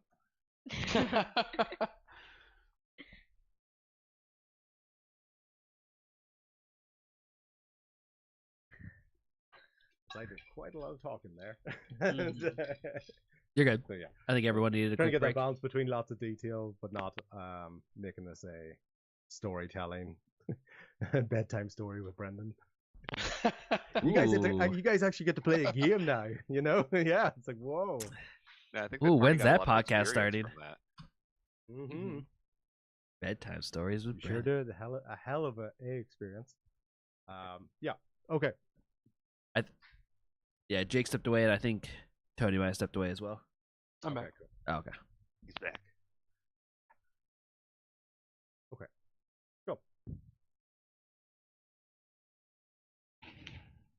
Are all those images from ChatGPT?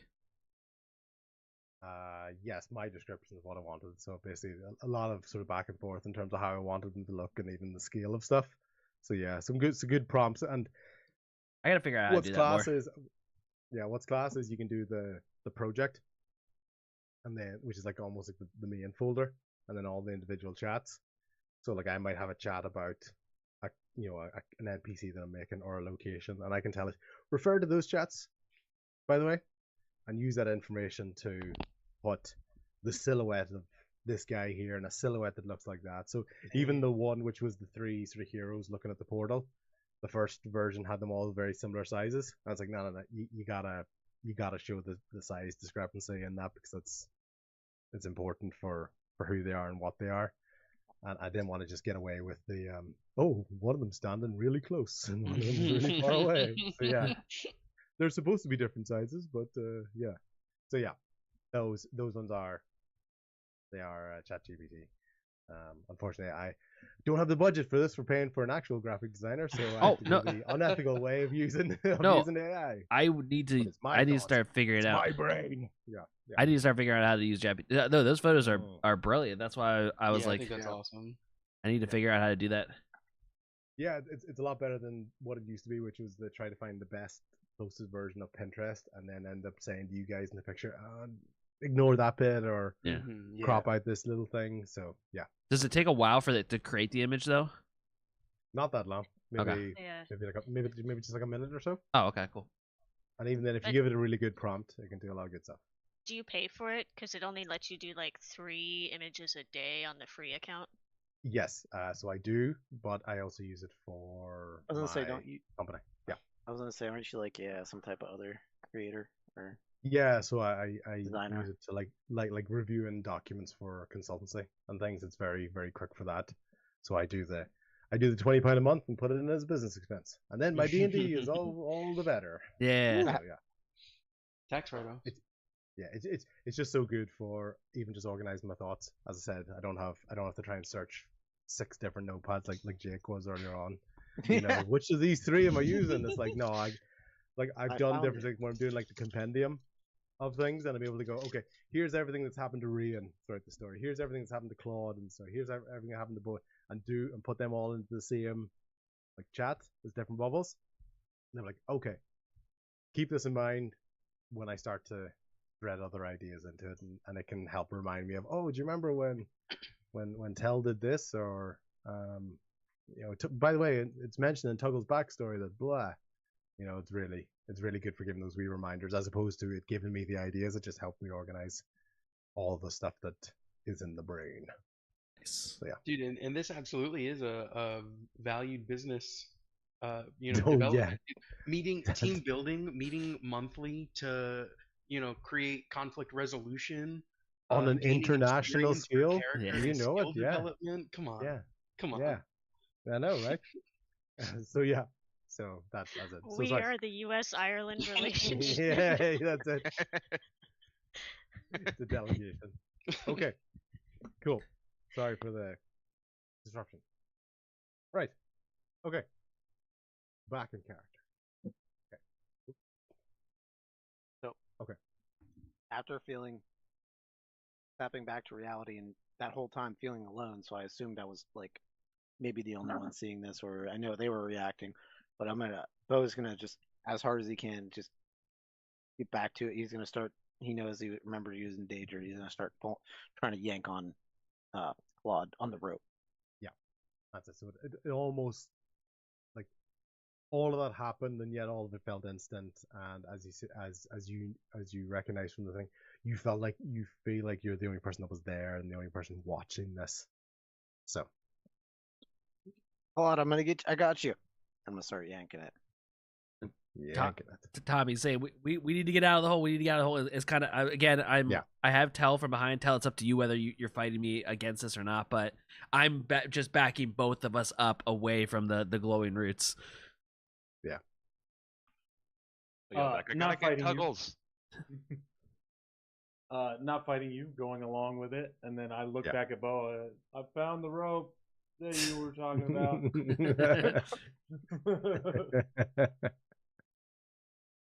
I guess. Okay. If I back up far enough and I see Bo pulling, I will kind of tell as well. Grab the rope, everyone together. Yeah. And then Okay. I finally grab the rope. Okay. Everybody's holding the rope. You roll a strength check combined against Claude on his own. So you're either going to send Claude flying, or you're all going to be really embarrassed when he beats you on his own. But that at least kind of works with Claude's character. He's big, he's stocky, heavy armor, determined in what he's doing. So yeah. I rolled a I nat got a 1. 5. Oh, Oh my god. Rolling that one. Okay, Trimmed well, on a root. Yeah. I rolled a 3. Yeah. I rolled a Cla- 5.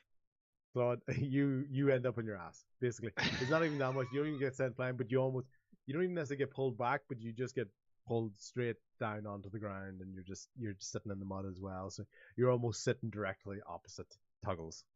Toggles, no. Did you say that I felt something moving under my leg? You did indeed. Can I look into that some more? Yeah. So so basically something is like kind of like wobbling underneath where your knee is and underneath the surface, and you can kind of feel a little bit of a disruption in that. And basically, as you kind of get your big paws, your big claws, your big hands into the surface, you very easily get to what's in there. And there's basically a seed in there that is almost kind of, it's decent size, probably about the size of like a strawberry, like a good sized strawberry sized seed in that, and that's kind of vibrating and moving a little bit. Not crazy, just Gotcha. Yeah. Little seed. Is it like glowing or anything like that, or is it just no. kind of? It's more that it's moving, and it's probably more the size of it in particular that's sort of distinctive for yourself. And if you were to lift it and sort of pick it up, Yeah, absolutely. you feel a slight vibration, with regards to your trinket. With your trinket, yeah. Okay. Toggles, we are leaving. Just Yeah, but like in a very like Yeah. from a distance. Yeah, I'm gonna keep the seed, and I Okay. would like to move to the exit. Okay, cool. So just as you pick up the seed, you have one quick flash in your head of that image, Very good. and then gone. Okay. Did I ever have a view of the roots that they were stuck on? Well, you're kind of at the front of the room here, so you do see it's a very large root system in there. Yeah. So it's not like they are like massive roots. Yeah. Okay. Did I see a change in its demeanor? Did it stop glowing after we came back? No, it's same. It's still Okay. got glow. It's still got the mist. You don't know whether it's mist or dew or fog or whatever, but there's certainly But it's something still there. seeping out of it. Got it. And yeah, so The scene and didn't you really can see as well. change, we just- Yeah, as it kind of goes up and you look into the room, you can see there's little areas where that fog and that air is seeping out of, as well, out of the room. So that's why it's not like you're walking into a sauna where it's all smoke and whatever, it's all contained. It is actually seeping out through the soil as well. Understood.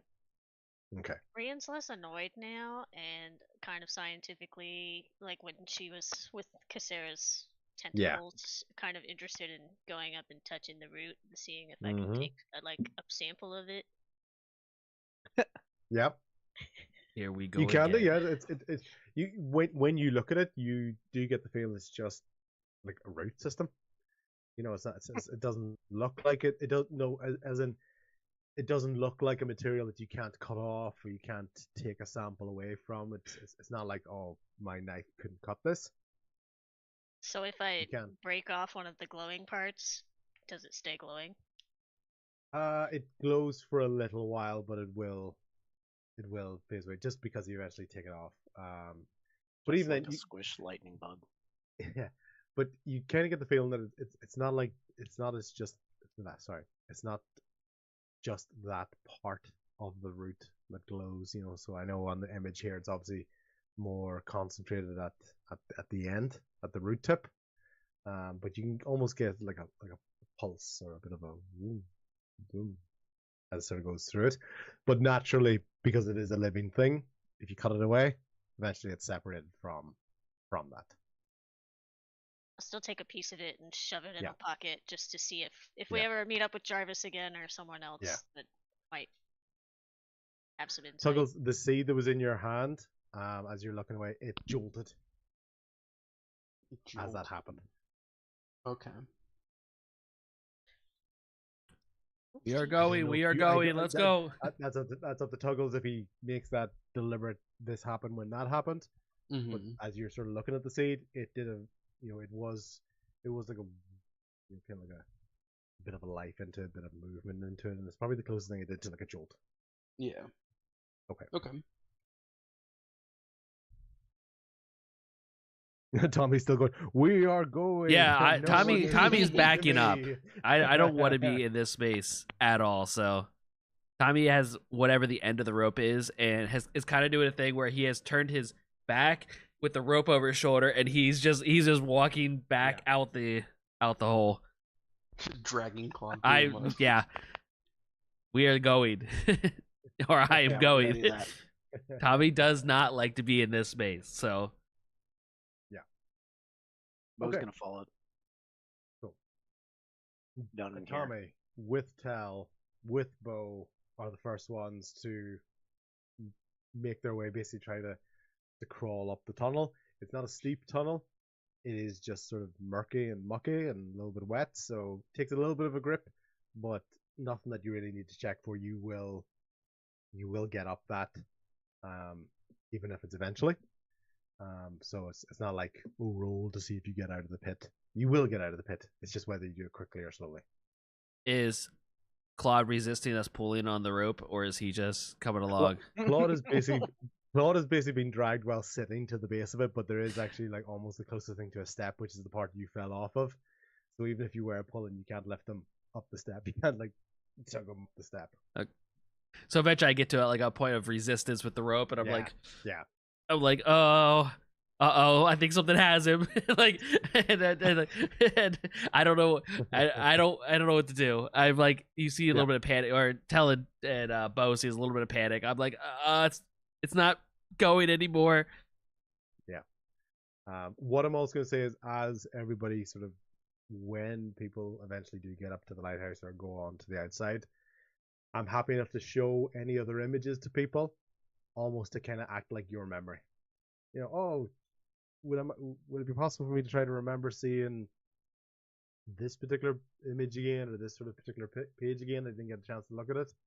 Let's think of that as almost like the next time you do have a rest and you're sort of contemplating about that, which Rain will be glad to know. Rests will be available if you choose to, because it doesn't seem I've to be spent anything. a lot of spell slots, Yeah, okay? yeah. So that's okay. Okay, Claude, you are sitting on the ground in the mud, being dragged by a rope. Tuggles, you have stood up. You have a new seed in your hand. You're no longer touching the root system. You don't seem to have any sort of other connections to that. You're the only one who saw the very first vision, just so you know, just so anybody else who's trying to figure out what they can and can't discuss. Tuggles is the only one who saw the first one. Everything from the fungus sort of wood tunnel, everybody experiences, but you haven't talked to each other yet about, oh, we all experience that. Okay. I'm happy to use my own feet now that Tuggles is okay. I can... You were Wanna okay, go okay, offer okay. him, I'm good. I'll do one of those, grab him by the arm and lift him up, throw him up to his feet. I don't want to Thank hurt you. you anymore, I think. Are you actually good? Use the Good, I safe was word. Bubble gum.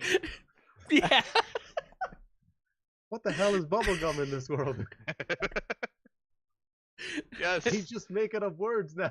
He's gone crazy. It's delirious. Yeah. Okay, so need to- does anybody else want to do anything in the tunnel area, or is it safe enough to say that eventually everyone's just sort of lifts himself out? Rain, the person or the entity that has the most difficulty getting out of this tunnel is Tobin, who is just loving just in the mud. I think on the way by, I'm gonna kind of participate in that a little bit. Because it looks fun. Oh, you're. Yeah. I thought you were going to participate in helping get Tobin out. No, that looks nice. It's warm, it's gonna keep me nice and cool when we get back out in the sun. That's probably the first thing that kind of distracts Tobin enough to stop doing that, seeing somebody else do it. And you can see it's probably one of the first moments he looks, he goes like, oh, okay. You know, you This you guy's person. cool. Yeah, A this little guy's fun. cool. Yeah, this is normal Yes. for me. This is normal Yeah. animal stuff. This guy you know. gets Yeah. me. Exactly. Rian's gonna walk by and just like flick her fingers to cast levitate and just levitate Tobin up. Yeah. The whole. Perfect. So Tobin, the Tuggles, you just see all of a sudden Tobin start levitating off the ground. For future reference, you have an inspiration dice for that moment for what Tuggles would do, Nice. which is good. But that moment of inspiration is slightly distracted by this levitating dog that you. Whoa, this mud is magic.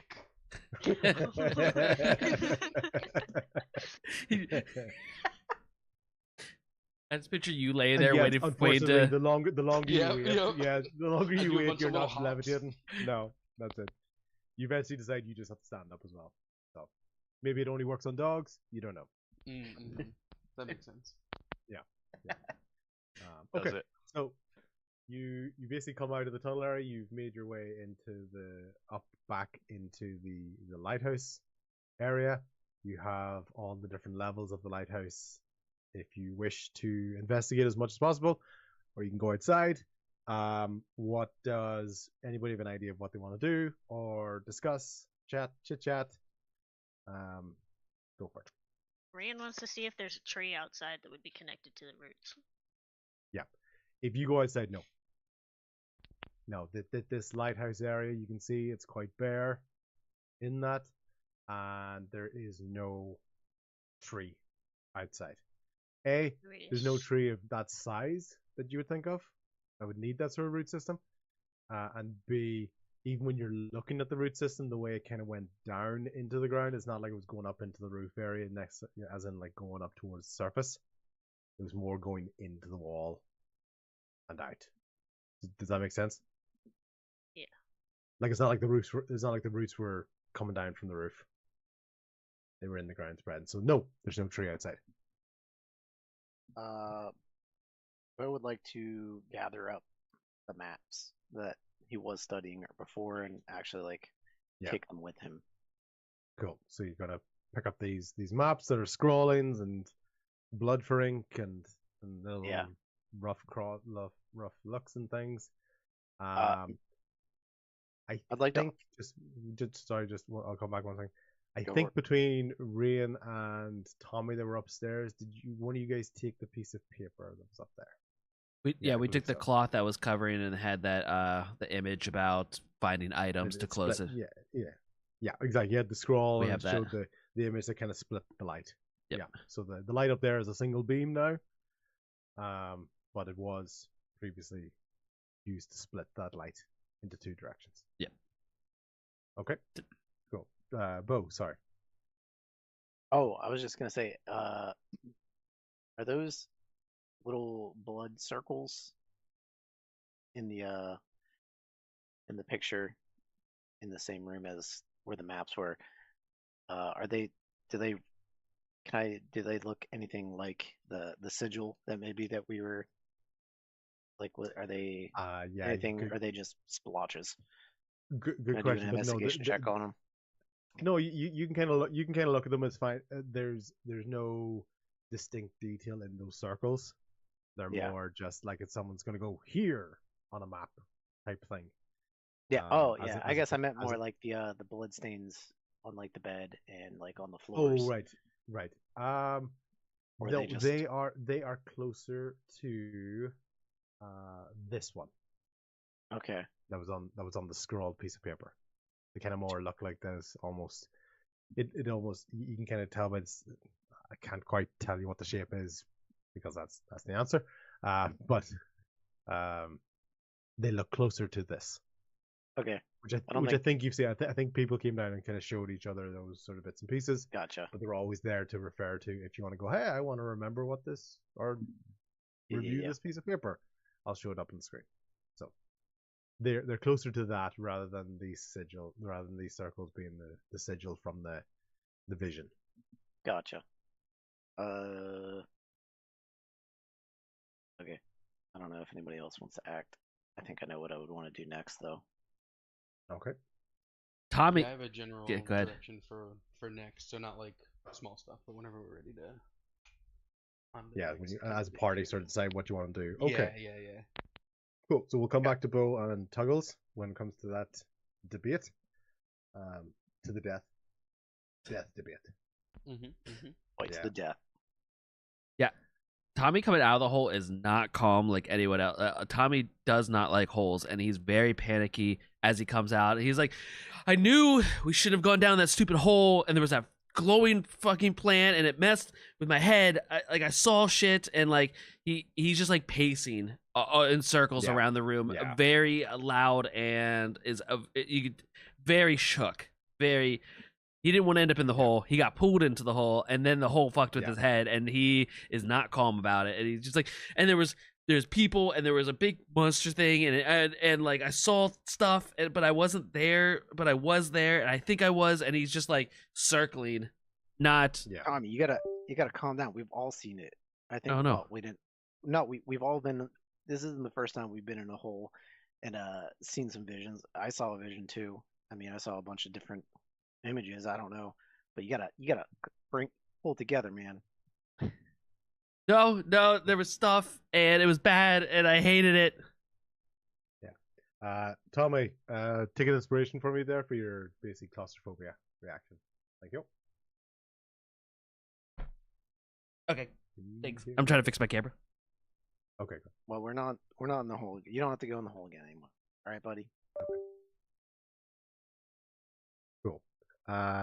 Tell Claude or Rain.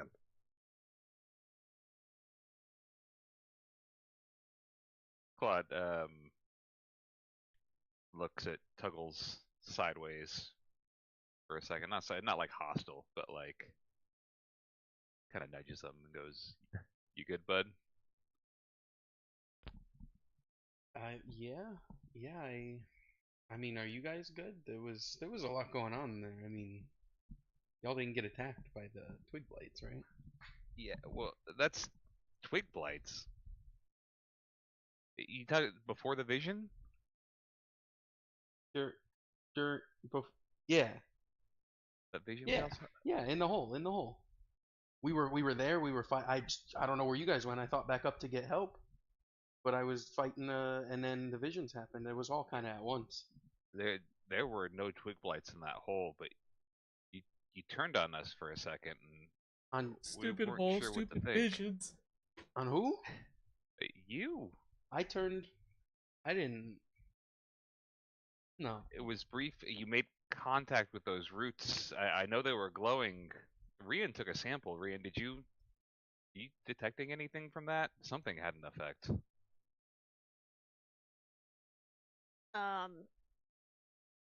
I mean, I didn't get anything immediately from it.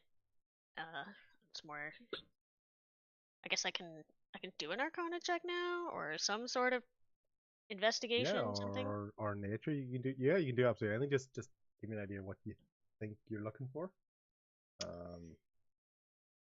It doesn't have to be an exact question because I know it's like this We weird ass know it's route. I don't. Yeah. We know it's weird and magical, so I don't know that Arcana really matters. I don't. Shouldn't have that with you. Shouldn't have that with you. You should put it back. Put it back in the hole. Don't have it with you, man. Like that lady on TikTok, put it back. Put it back. Yeah, I don't really know what to. I just took it because it was glowing, and I'm not really sure how it fits in yet. So, Claude, I'm not really. Unless there's something specific you want us to look at it for. Everything happened so fast. I'm not sure, but it seemed like when Tuggles physically touched the root, something took control of him. I don't know if it was something or there was a force. Oh What well, was I it? obviously took the route without being taken control of. Yeah, Are you those were the same safe. twig blades you fought at that? What was it? Lumber mill? You know. Yeah, I mean, yeah. I That you think I don't know mentioned? if they were. Yeah. It was. That felt really similar. How often do you see these twig blades, man? They seem like they're. Are they I following you? don't know, and none of you guys see them. It's crazy to me, bro, because they're there. Oh, I Doesn't saw seem stuff. normal. I saw stuff. It was not good. It was just the Let's three of see. us Well, in that cavern in that hole. I mean, unless you're talking about, did you guys see that portal in that that hand is that a twig blade? Is that what you're talking about? That was a big twig blight. Is that what it? I don't know, man. So I remember seeing I that don't know. almost like a root I system. love the idea of Tuggle saying bro.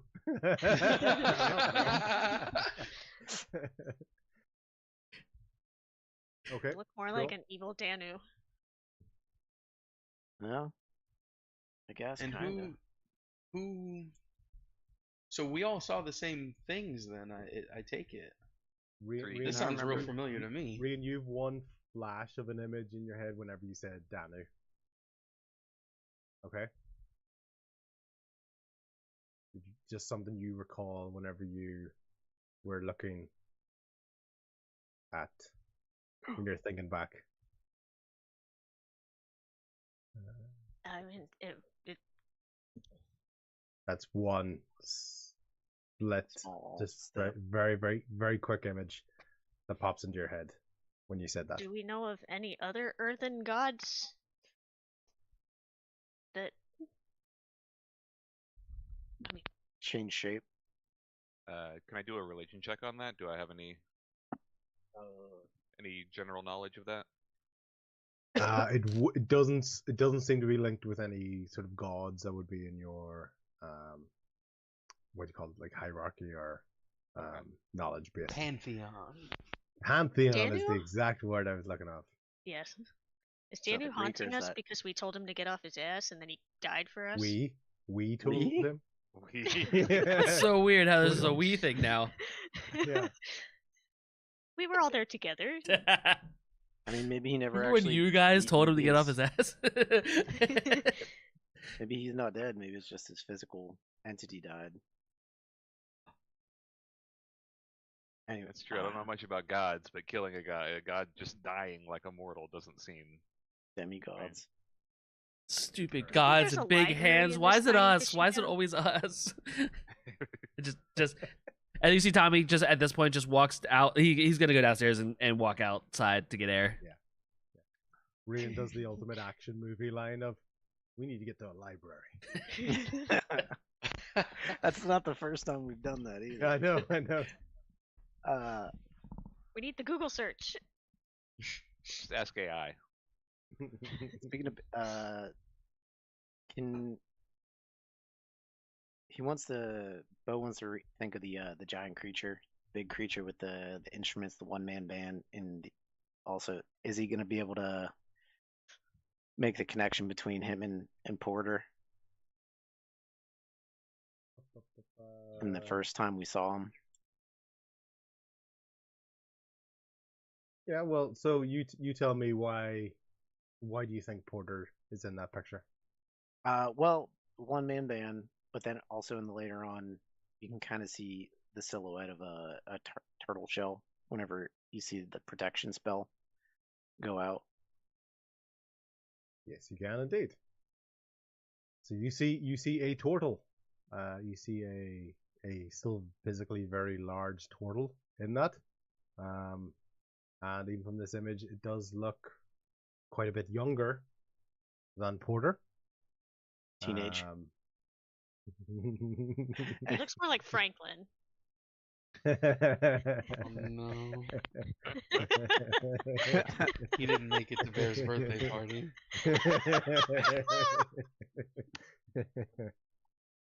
But yeah, he was gonna try to make that connection. I think it's fair to make that connection. I think it's fair for you at least to have, but rather than me sort of saying the answer to you, it's fair for you to have that theory. Yeah. You can see why it's there. Yeah. So that's your theory. I know At he's the moment. ancient. Man, I wonder if he's a ninja too. He was. I mean, Teenage. He's a mutant. He's a Yeah. turtle. It's almost so perfect. Appreciates the Renaissance arts. I wonder if he likes pizza.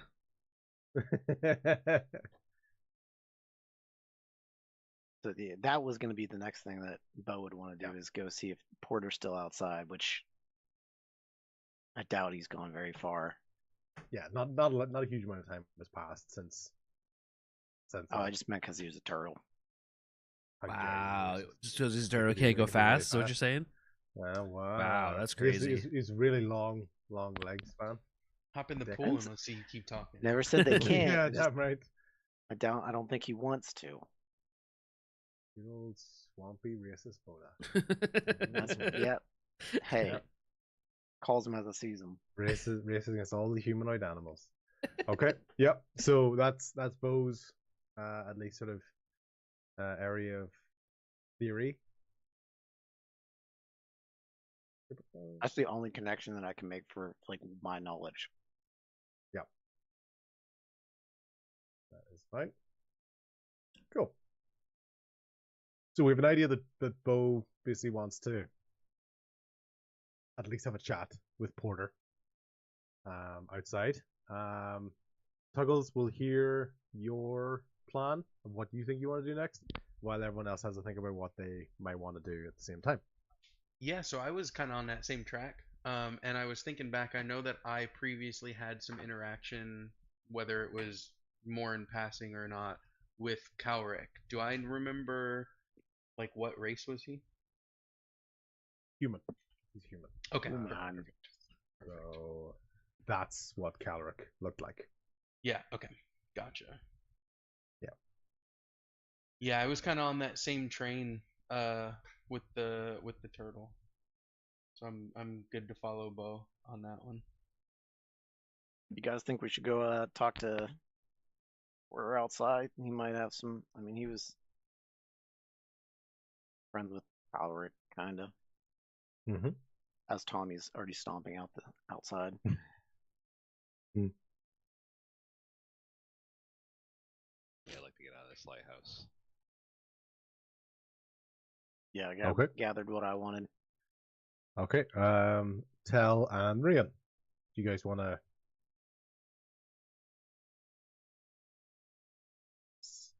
Yeah, I think check I'm anything, just- remember anything, review anything? Yeah, just processing, and we'll just follow the group to talk to the turtle while thinking about a library. See, I at least use his name. I don't just call him Turtle. Yeah, plus he's a turtle, Just- you racist. Because it's tripping up my Turtle. It's not just my Irish accent, it is actually a different I word. know, but we talked about Franklin the turtle, and now there's Porter. Oh, is he? Porter the Is he like a turtle? mixture? Yeah. Is he like a mixture between a tortoise and a turtle? Turtle. I can't say it. Turtle? Porter the turtle. How's it spelled? Is it like like a cake? Turtle is just turtle with an O instead of a U. Okay, yeah. Turtle is- Okay. I keep wanting to say Portus the tortoise. Oh my god. Portal the turtle. I can't say that one. Yeah, It trips Yeah. me up. I know. Portal. It'll get you. Okay, so Tommy, you're already outside, basically, kind of half freaking out, trying to compose yourself. Everybody else is following you out the door. Tell, is there anything you sort of want to check on or review from your memory of the scene, or add to anybody else's thought process? No, I'm down to talk to the turtle. C&B, He's still remember feeling when the you- effects of wanna- waking up from that split second. Remember when Remember, you wanted to try to I'm a little understand that woozy. incantation? yeah, but I don't think I have anything that'll work. Oh, well then what were you talking about? You said you wanted to What- cast a spell. Yeah, but it was Stop. something that needed to happen. This is in what the the moment. DM wants Wait. us to fight against each other. Don't let it. Don't fall for it. Stay together, group. Yeah. Yeah, it was something that PvP would've- will come soon. Soon. Yeah. Actually, DM, while they're talking to Porter, Claude's only gotten like visions and stuff from his patron, but all these visions have Yeah. kind of like made him curious. Can he sit down and can I sit down and meditate and try to commune with my patron and see if I can find out anything about like a god that's been sealed away like that? Yeah, you can, of course. So, basically, as you're communicating with your patron, tell me a little about your patron. Like, how do you experience their voice, or their messaging, or does it sound friendly? Is it charming? Is it scary? What's the sort of thought process? I think so far, I think from my experience, it's been mostly imagery. Mhm. But this patron is kind of a god of justice and also like vengeance. Yep. So I think it's a serious tone. It's Yeah. not dark, but serious. Yeah. Okay. And that justice should be served. Mm-hmm. Cool. Okay. Let's give you a couple of, let's call them cryptic visual clues, which are definitely not just made up on the spot, but yet actually will work with the theme of the story. And don't you dare accuse me otherwise. For I am the DM, and I will destroy your characters, side characters. Relax, I know man. you You're on don't edge. have You're on your edge, range, DM. We didn't say anything. I'm not. I'm not. Anyway, right? I'm cool. It's all good, I know dude. you It's have all a- good. You're all- It's your you're story. all- You're all unorganized. I am the Senate. I will smite you all. Okay. Right. So, Claude, as you're having this, you're trying to commune with this, and it isn't exactly direct language with yourself. You basically have these images that were appearing during. You're almost recalling what came through the image, and you're looking for additional information or emphasis to go with that. Okay. As you look at the first image, you see, and I'm almost going to describe this to you as feelings that you have. Okay, additional feelings that you have with this. This is a loving, almost familial mentor sort of role in this. From a very long time ago, you can see the direction of this. You can see, first of all, the comparison in the size. You can see the looking upwards, almost similar to a master at his canine, but less master servant, more mentor mentee idea with that. And a loss is the other word. No direct connection or direction on that, but you can feel loss when you see that. Okay. This image, you have a brief feeling of triumphant return, followed by fear, followed by confusion, followed by fear, followed by an eerie silence and tears. Third image, a very deep, low sadness that almost feels like it is never ending. An inability to let go. A impotent rage, an inability to reclaim, find, or restore that what was lost.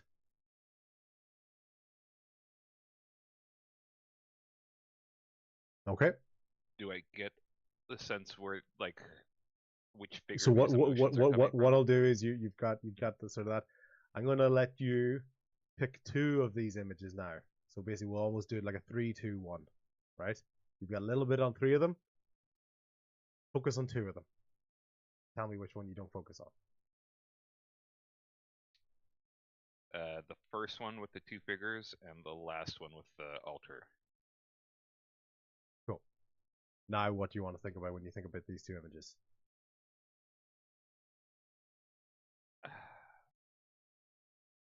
The first one, I want to know.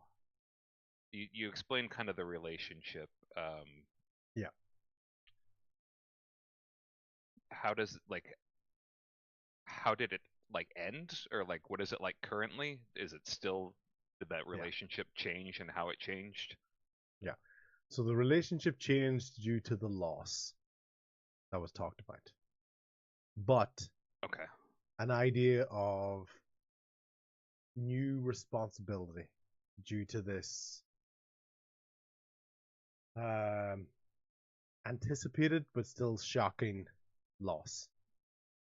So at some stage they knew that this transfer was going to happen, but it still doesn't take away from the loss. Okay. So a succession, if that makes sense.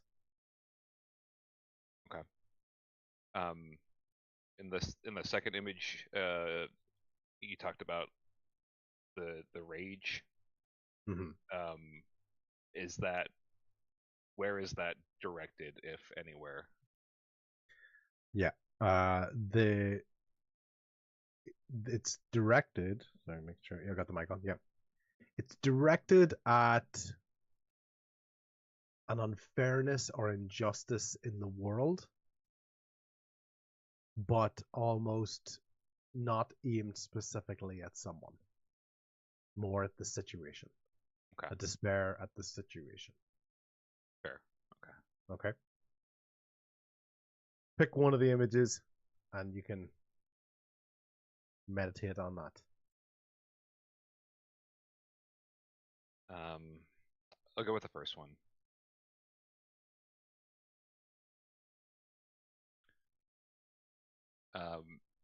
Can I get do I get a names or So this was you don't have a name at the moment. You have a visual of a place. place? You see a very large canyon. You see waterfalls. You see trees. And you see almost natural life itself using this as a convening or a meeting place. With that, the perception is really supposed to be that this thing is almost so ancient it doesn't have a name, or if it did have a name, it's been long forgotten. Mm-hmm. Yeah. Is the location as opposed to say Danu, because it had siblings, there's a need for a moniker, there's a need for a name. And even that's a long time, and this is so long ago that your patron doesn't even really bring that to its mind. It feels that there's something else you need to know rather than a name. Okay. Is that location one that's familiar, or do I get a sense of direction to it? You get more like a sort of a north, south, east, west, because the way like an ancient patron would talk to you wouldn't necessarily be beside that town, because towns rise and fall in their lifetimes and they don't really care about place names. But you do very much get the feeling that it's inland. And what does spring to mind is the idea of the lighthouse pointing inland, as opposed to lighthouses normally point out to sea. So what the patron does for you in that is reminds you of that. It doesn't tell you, but it briefly shows you the lighthouse and the fact that the light was pointing inland and not out to sea like lighthouses are supposed to do. Okay. Cool. Excellent. All right. And let's get the lighthouse again, and let's get Porter up. Portus the tortoise. Yeah. So basically, he is still sitting on the beach where you had left him after the scuffle with the sea hag. You see that he's moved a little bit inland from where he originally was, because the tide had come in to that, and you can see that he's basically sitting on a different rock, or a different it would have to be a rock because of the size of him, away from the water's edge. And he's barely playing the banjo, but he's not even really putting any effort into the tune. Just contemplative and looking out to the sea. Yeah, and then I can talk a little bit more about that whenever someone brings it up, basically. So, Tony, you wanted me to take the lead, or you want to go? Because I know you kind of wanted to talk to him too. No, you can go for it. You guys got that music thing for you. Yeah. Icebreaker. Make some music together. Make some music together. I don't know about that, but I guess yeah, I guess Bo's just gonna call out, like, whenever he sees him, he's gonna call out to him, Porter, Porter. And he's gonna make his way down to the beach. Yeah. Porter, do you have a moment to talk, buddy? I have time to speak. He doesn't look at you when he says this, but it's kind of one of the first times as well that you really get a good look at his face, because of course you briefly started to talk and then a lot of things happened, and this is probably one of the first times you really can see the age on this, because you would have been probably more enthralled by the idea of this is a turtle. You haven't really seen them, and you don't you haven't really had the perspective of what's a young turtle, what's an old turtle, etc. I mean, he alluded to the time and how, like, He did. how it's much longer. A longer span for me is such a short span for him. So Yes. I do recall that. No, you're totally. Don't worry. I know you're not metagaming. I'm just more bringing that up as well. So yeah, No, so he engages with you, but he doesn't look directly at you. He's still looking out to the ocean. Yeah. And you can as a kinda 20-something-year-old, he kind of, like, really, Bo can finally take in what the age can do to him and where it's been. Yeah. It's really this time where you start to see a lot of the marks we kind of talked about before. You can see scars and marks on the body that have been healed from a long time. You can see a decently large crack on his shell near the base of the neck. You can see he's kind of got a scarf on. He's got the harmonica, but there's a pretty decent size of a crack there. Skin tone is basically light earth tones, with some scars on the underbelly and the face. He's got a soft, faintly smiling expression that seems approachable, but dull blue-gray eyes. Almost looks like he's looking out to the distance all the time. There isn't really a focus on that. So while other people sort of look at you and you can see where their eyes are going, you really get the feeling that his eyes aren't really looking at anything. Almost an element of that kind of uncanny valley look to that. There's, like, if you actually, do you know what that is? No. Okay. The uncanny valley is the idea that if you looked at something that's AI or a robot, it's the eyes that can really sort of tell that it's not, you know, that it's not a natural stare. It's like one of the hardest parts that they can get to make it look like it's alive. So it's got that feeling. It's got that feeling of, it's almost like a weird stare that isn't quite looking at you. It's probably more the head looks in your direction as opposed to the eyes looking at you. Gotcha. Yeah.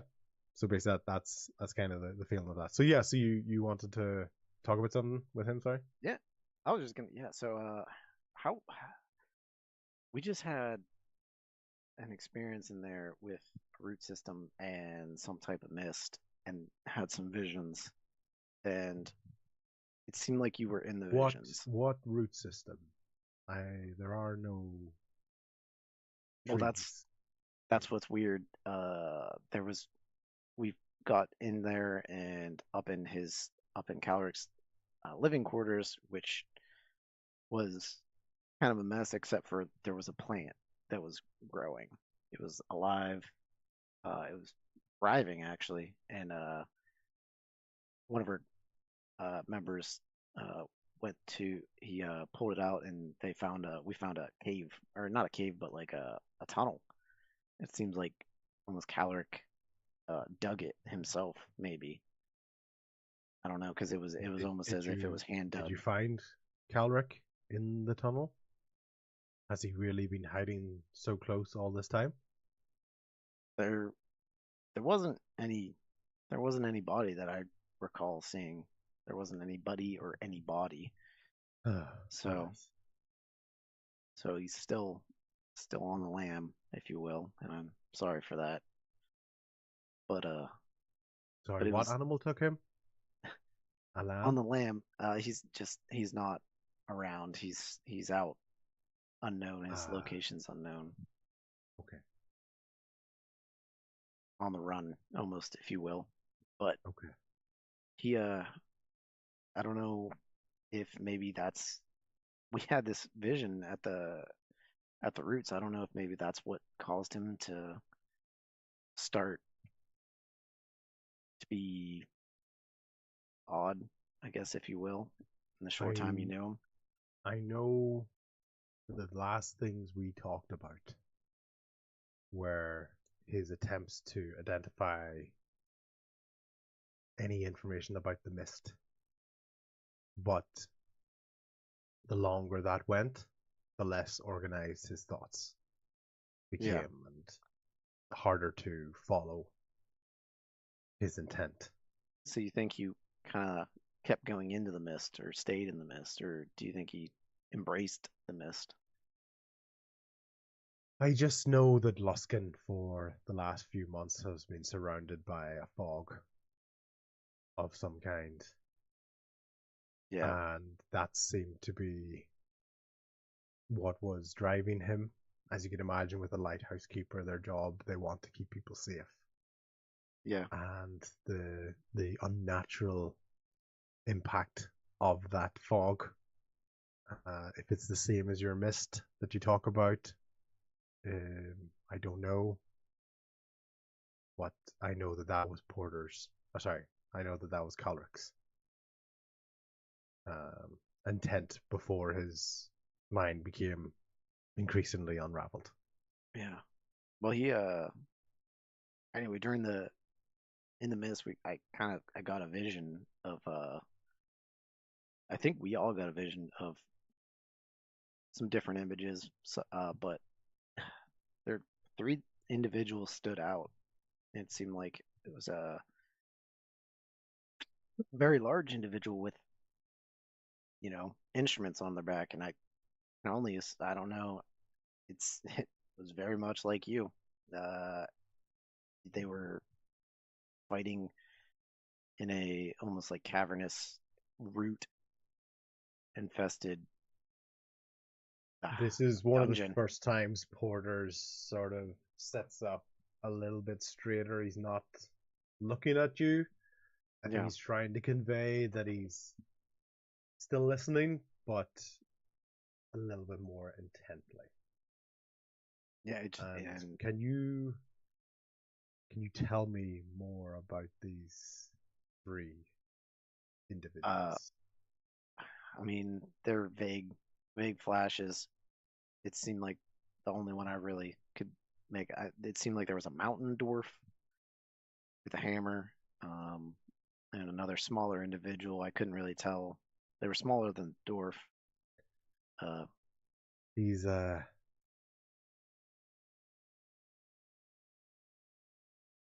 they they were my friends. Borson Yeah. is my dwarven friend. I haven't seen him for a very, very long time, probably since that day. But I did my best to get him out.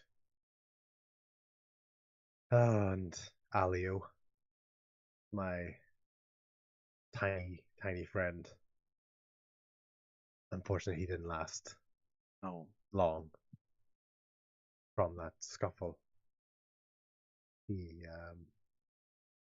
But he's the reason that I got out. It's not the first time he saved me, but it was the last time. Condolences. I'm sorry. Thank you. I mean, it's unfortunate to lose a friend like that. And you said that was the last time you saw the dwarf. Was it because, or what was his name? Borson? Orson. Did he leave because of the loss, or it? No, he was injured very, very badly, and he had to return to his authority, his kingdom. No.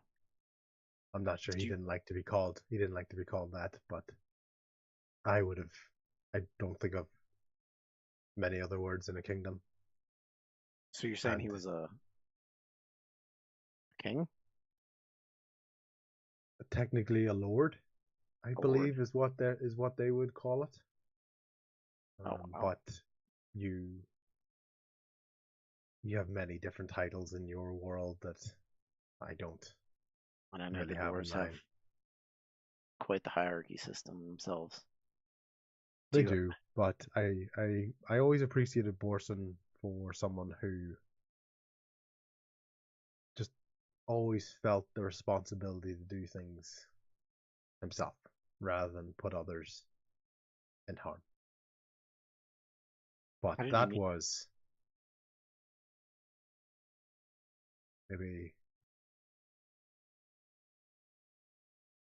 you can see him in his head. He's almost trying to work things out because just time is different from him. He goes, "Is centuries? Is that a thing for you humans?" Yeah, Bo's gonna take a beat because it's like really wrapping his head around. I mean, he knows that like the creature turtles can be Mm-hmm. like grow and live long, long, long times, but just like Yeah. centuries. Yeah, centuries. That's a century is maybe one lifetime for a human. I can't imagine how long that's been. Well, I have been alone for a very, very long time. What? I do. I know of decades. I know that one. But this is definitely longer than that. Much longer than that. Many, many, many decades. That's why I think I tried to use the word correctly, centuries. I think you might have nailed it. I know dwarves can live a long time too, but did you? What? So how did you meet them, and why were you there in that We precarious were situation? we were an unusual bunch, but we worked together well, and a great threat was imposing itself on this world. And we just tried to do what we can to stop it. We don't understand even fully what that threat was, but we knew the scale of, let's call it, the initial impact, even before a full blown incursion. But the impact of these small waves was massive. We couldn't even contemplate if this thing succeeded, what could happen.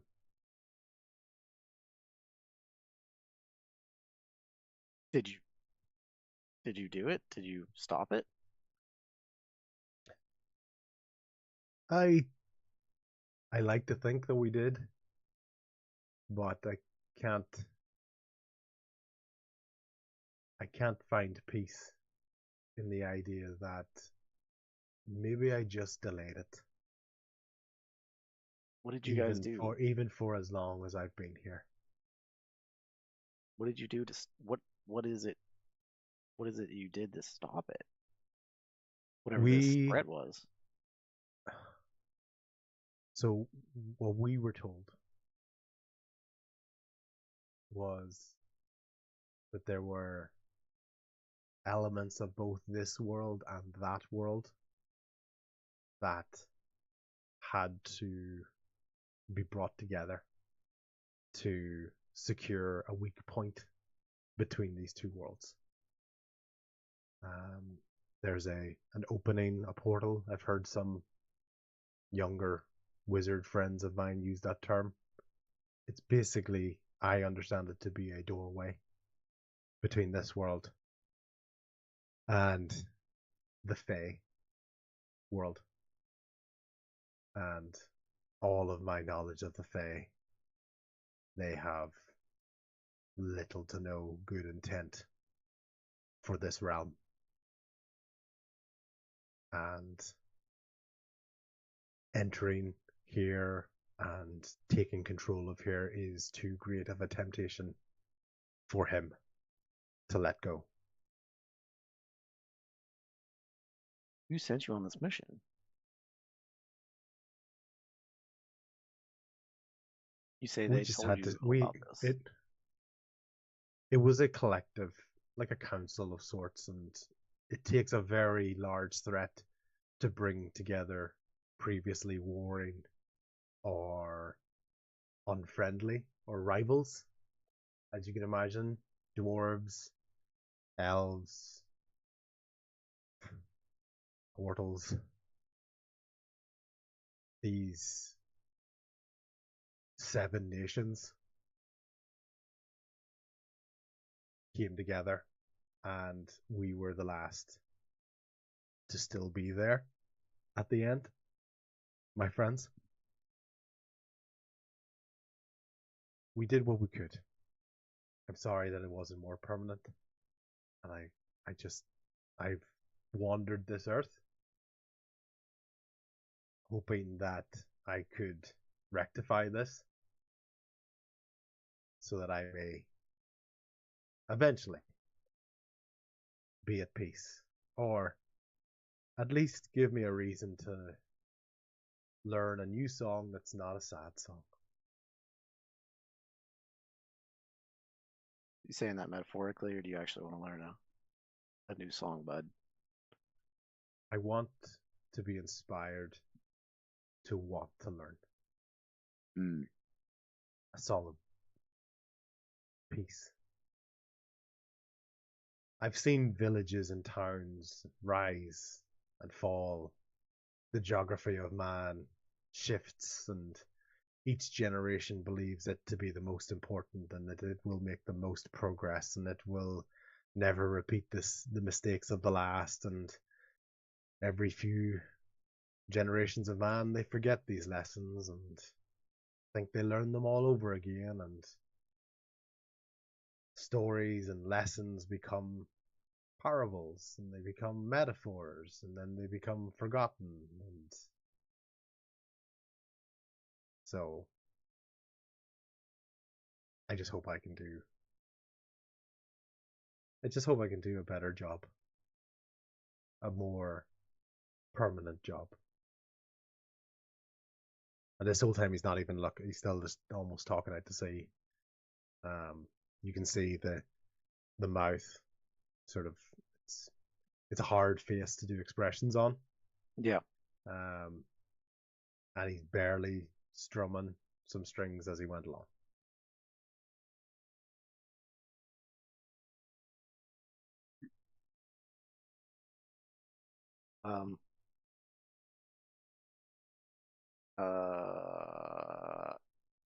I think I'm gonna mention. Let's see. Porter, we encountered a portal back where we came from before we made our journey up here and up to this part of the Sword Coast and up to Luskin. Do you think maybe that threat is back from the Fey world? I unfortunately do, and I suspected I didn't want to worry Calric with this because the timings could end up being longer than his lifetime. But he became obsessed with this fog and these natural impacts onto this world.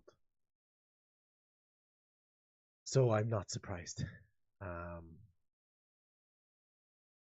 And you definitely don't seem to have a sense of urgency to fix things. I think that is actually unfair, my friend. I gave a lot to prevent this the first time. I'm not. And yeah. I am old. I have done a lot. I understand you're young and wish to run headfirst into everything. I did too, and I almost ran headfirst into a bark dagger, a fungal, decaying spear if it wasn't for my friend Alio. So if the only thing is, there are a few items that I think could help. I just don't know where they might be. I have an idea of where we fought, so I might know the where, but I haven't known the when. I haven't known the how for a very, very long time. Well, I guess what you can do for this, for us, since we do like to dive in head first, if you will, uh, can you tell us what the items are and maybe where to go on this map? And I pull out the map. Yeah, he won't know what the items are. What he'll give is a description in terms of that there's a combination of that the goal is ultimately to seal this permanently, and he believes that a weapon of that world and a piece of the doorway could be brought together to seal that weak spot forever. But he has an idea. What he does tell you is that where he fought is a place called the Roots Canal. That sounds like a very good description for the images we saw. Well, if you wish, I can accompany you. I will not slow you down because I have a longer leg span. But if you wish to go about this on your own, I also understand. And that you'll have my support when called upon. Well, I'm just one man speaking for myself, and I know we kind of came up here to chase down a circus, but I guess I'd have to look towards to the group and see what they want to do. Cool. So we'll basically, with this, we'll kind of run through any sort of quick questions that people might have for Porter in this moment, just to bring this session to an end, which can kind of lead towards the next session and maybe have an idea of what you guys want to do as a group. But also, don't be afraid that if you have questions for Porter at the start of the next session, you can pitch in and come up with stuff. That if you have a thought later on with that, I just know we're looking at the time as kind of a nice sort of drawing point in terms of what we want to learn now, but we can still figure out more stuff later on and have a bit of a plan of what the party might want to do going forward. So you show him the map, and he looks at the two circles, and he basically points out where the Roots Canal is, and it's the furthest inland. It's not actually on Calric's map. Oh, okay. It's actually further. It's actually further inland. So he marks a point on that, which is further inland. The canyon area which it looks like a lot of forest and looks like sort of, it just looks like a rock formation in the middle of a forest. He doesn't know anything about that. But what he points towards the mountain is that, to me, looks like Borson's temple.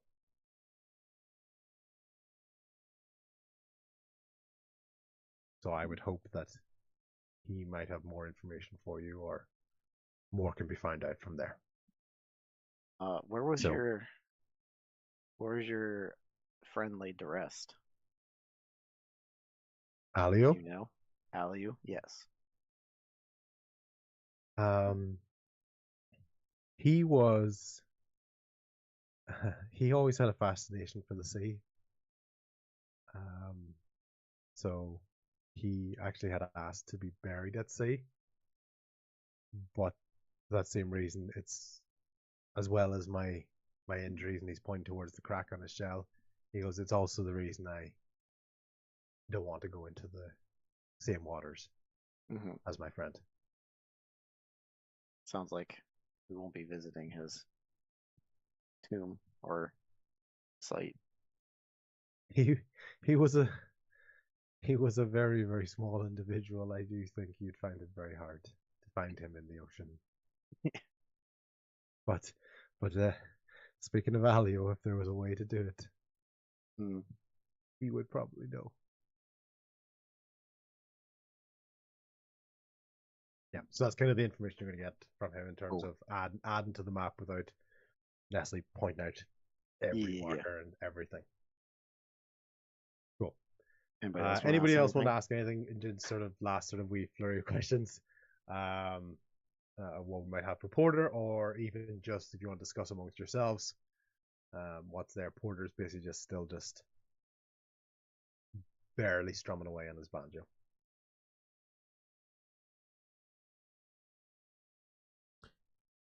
So somber. Tommy wasn't a part of the company. Tommy was off to the side, very much just. Oh my God, Tommy, not even a part of it. Just very much. He's trying to calm himself down, so he's just over there, just been spinning his pistols, putting them back in the holsters, spinning them, putting them back, kind of half catching the conversation between the two, but not really. Long conversation with a turtle. Yeah, I know. Tommy was trying to calm down from the whole incident. Got Tommy over there. We got Claude meditating in the corner. Can I picking I'll do it something flowers? useful. I was listening. Okay. Tuggles. Sorry, I think you were going to say something. Can I ask Porter about the seed? I want to bring it up to him and just kind of show him and tell him, like, hey, this is something that we found in the tunnel that Kalric dug, allegedly, next to all the roots and stuff. So yeah, I don't know if this means anything to you. To be honest, the last time I saw one of them was during that encounter at the Roots Canal. Yeah. I'm gonna hold on to it for now and see if it helps us out later, I hope it does. Hope it does. In what relation did you see it in that Roots Canal?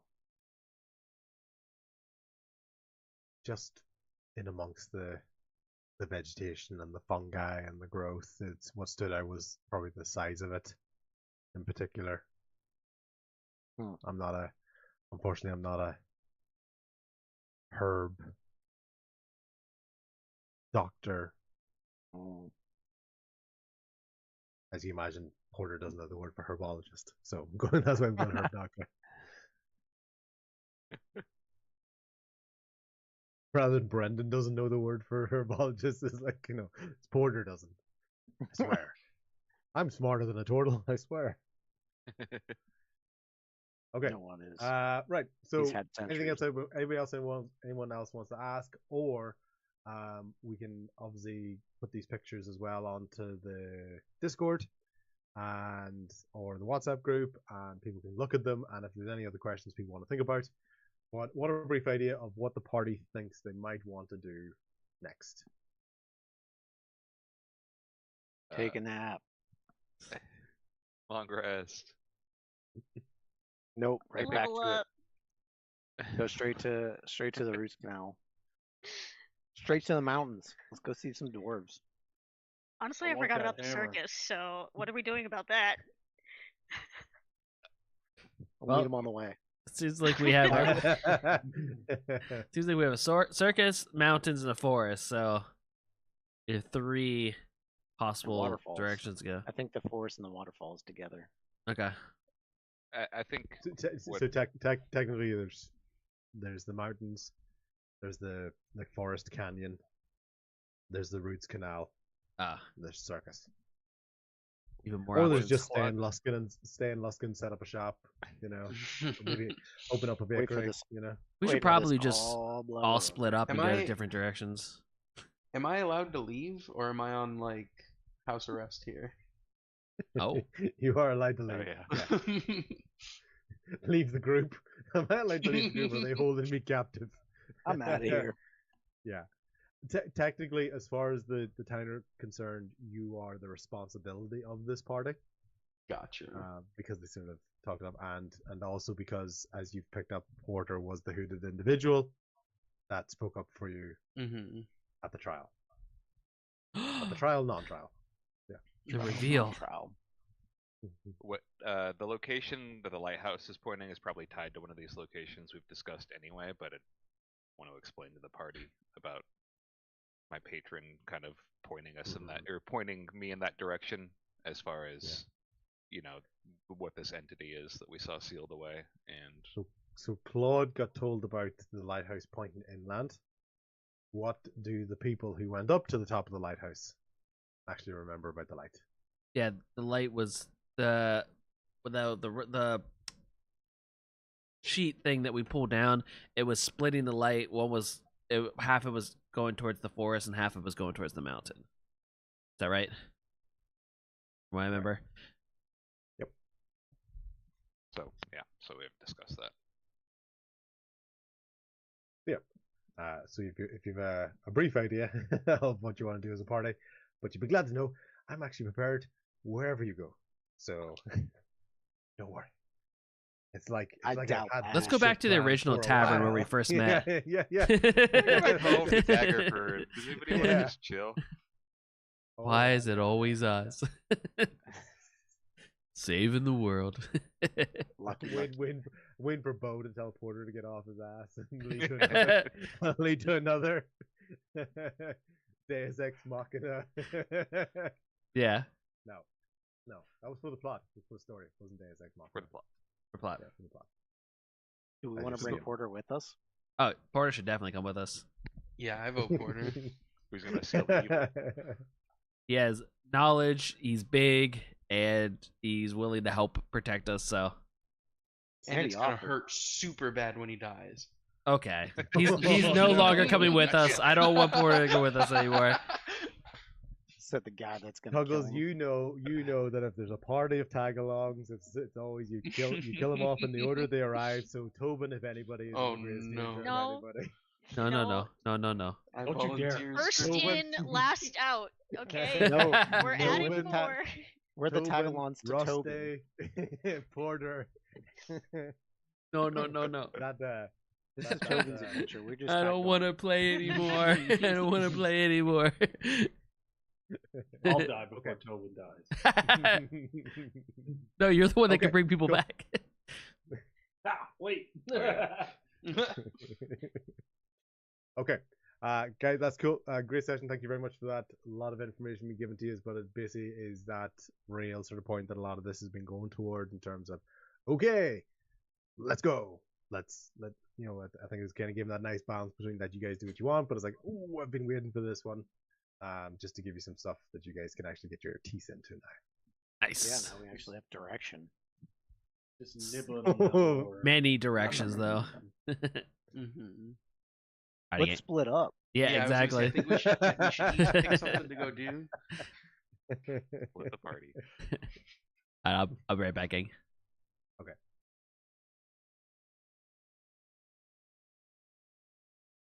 Alrighty, folks. Of course, there's an ad. I'll wait for the ad here for a second.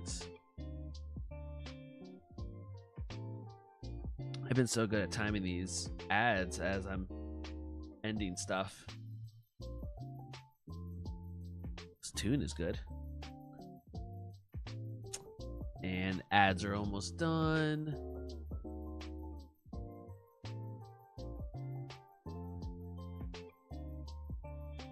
Alright, welcome back.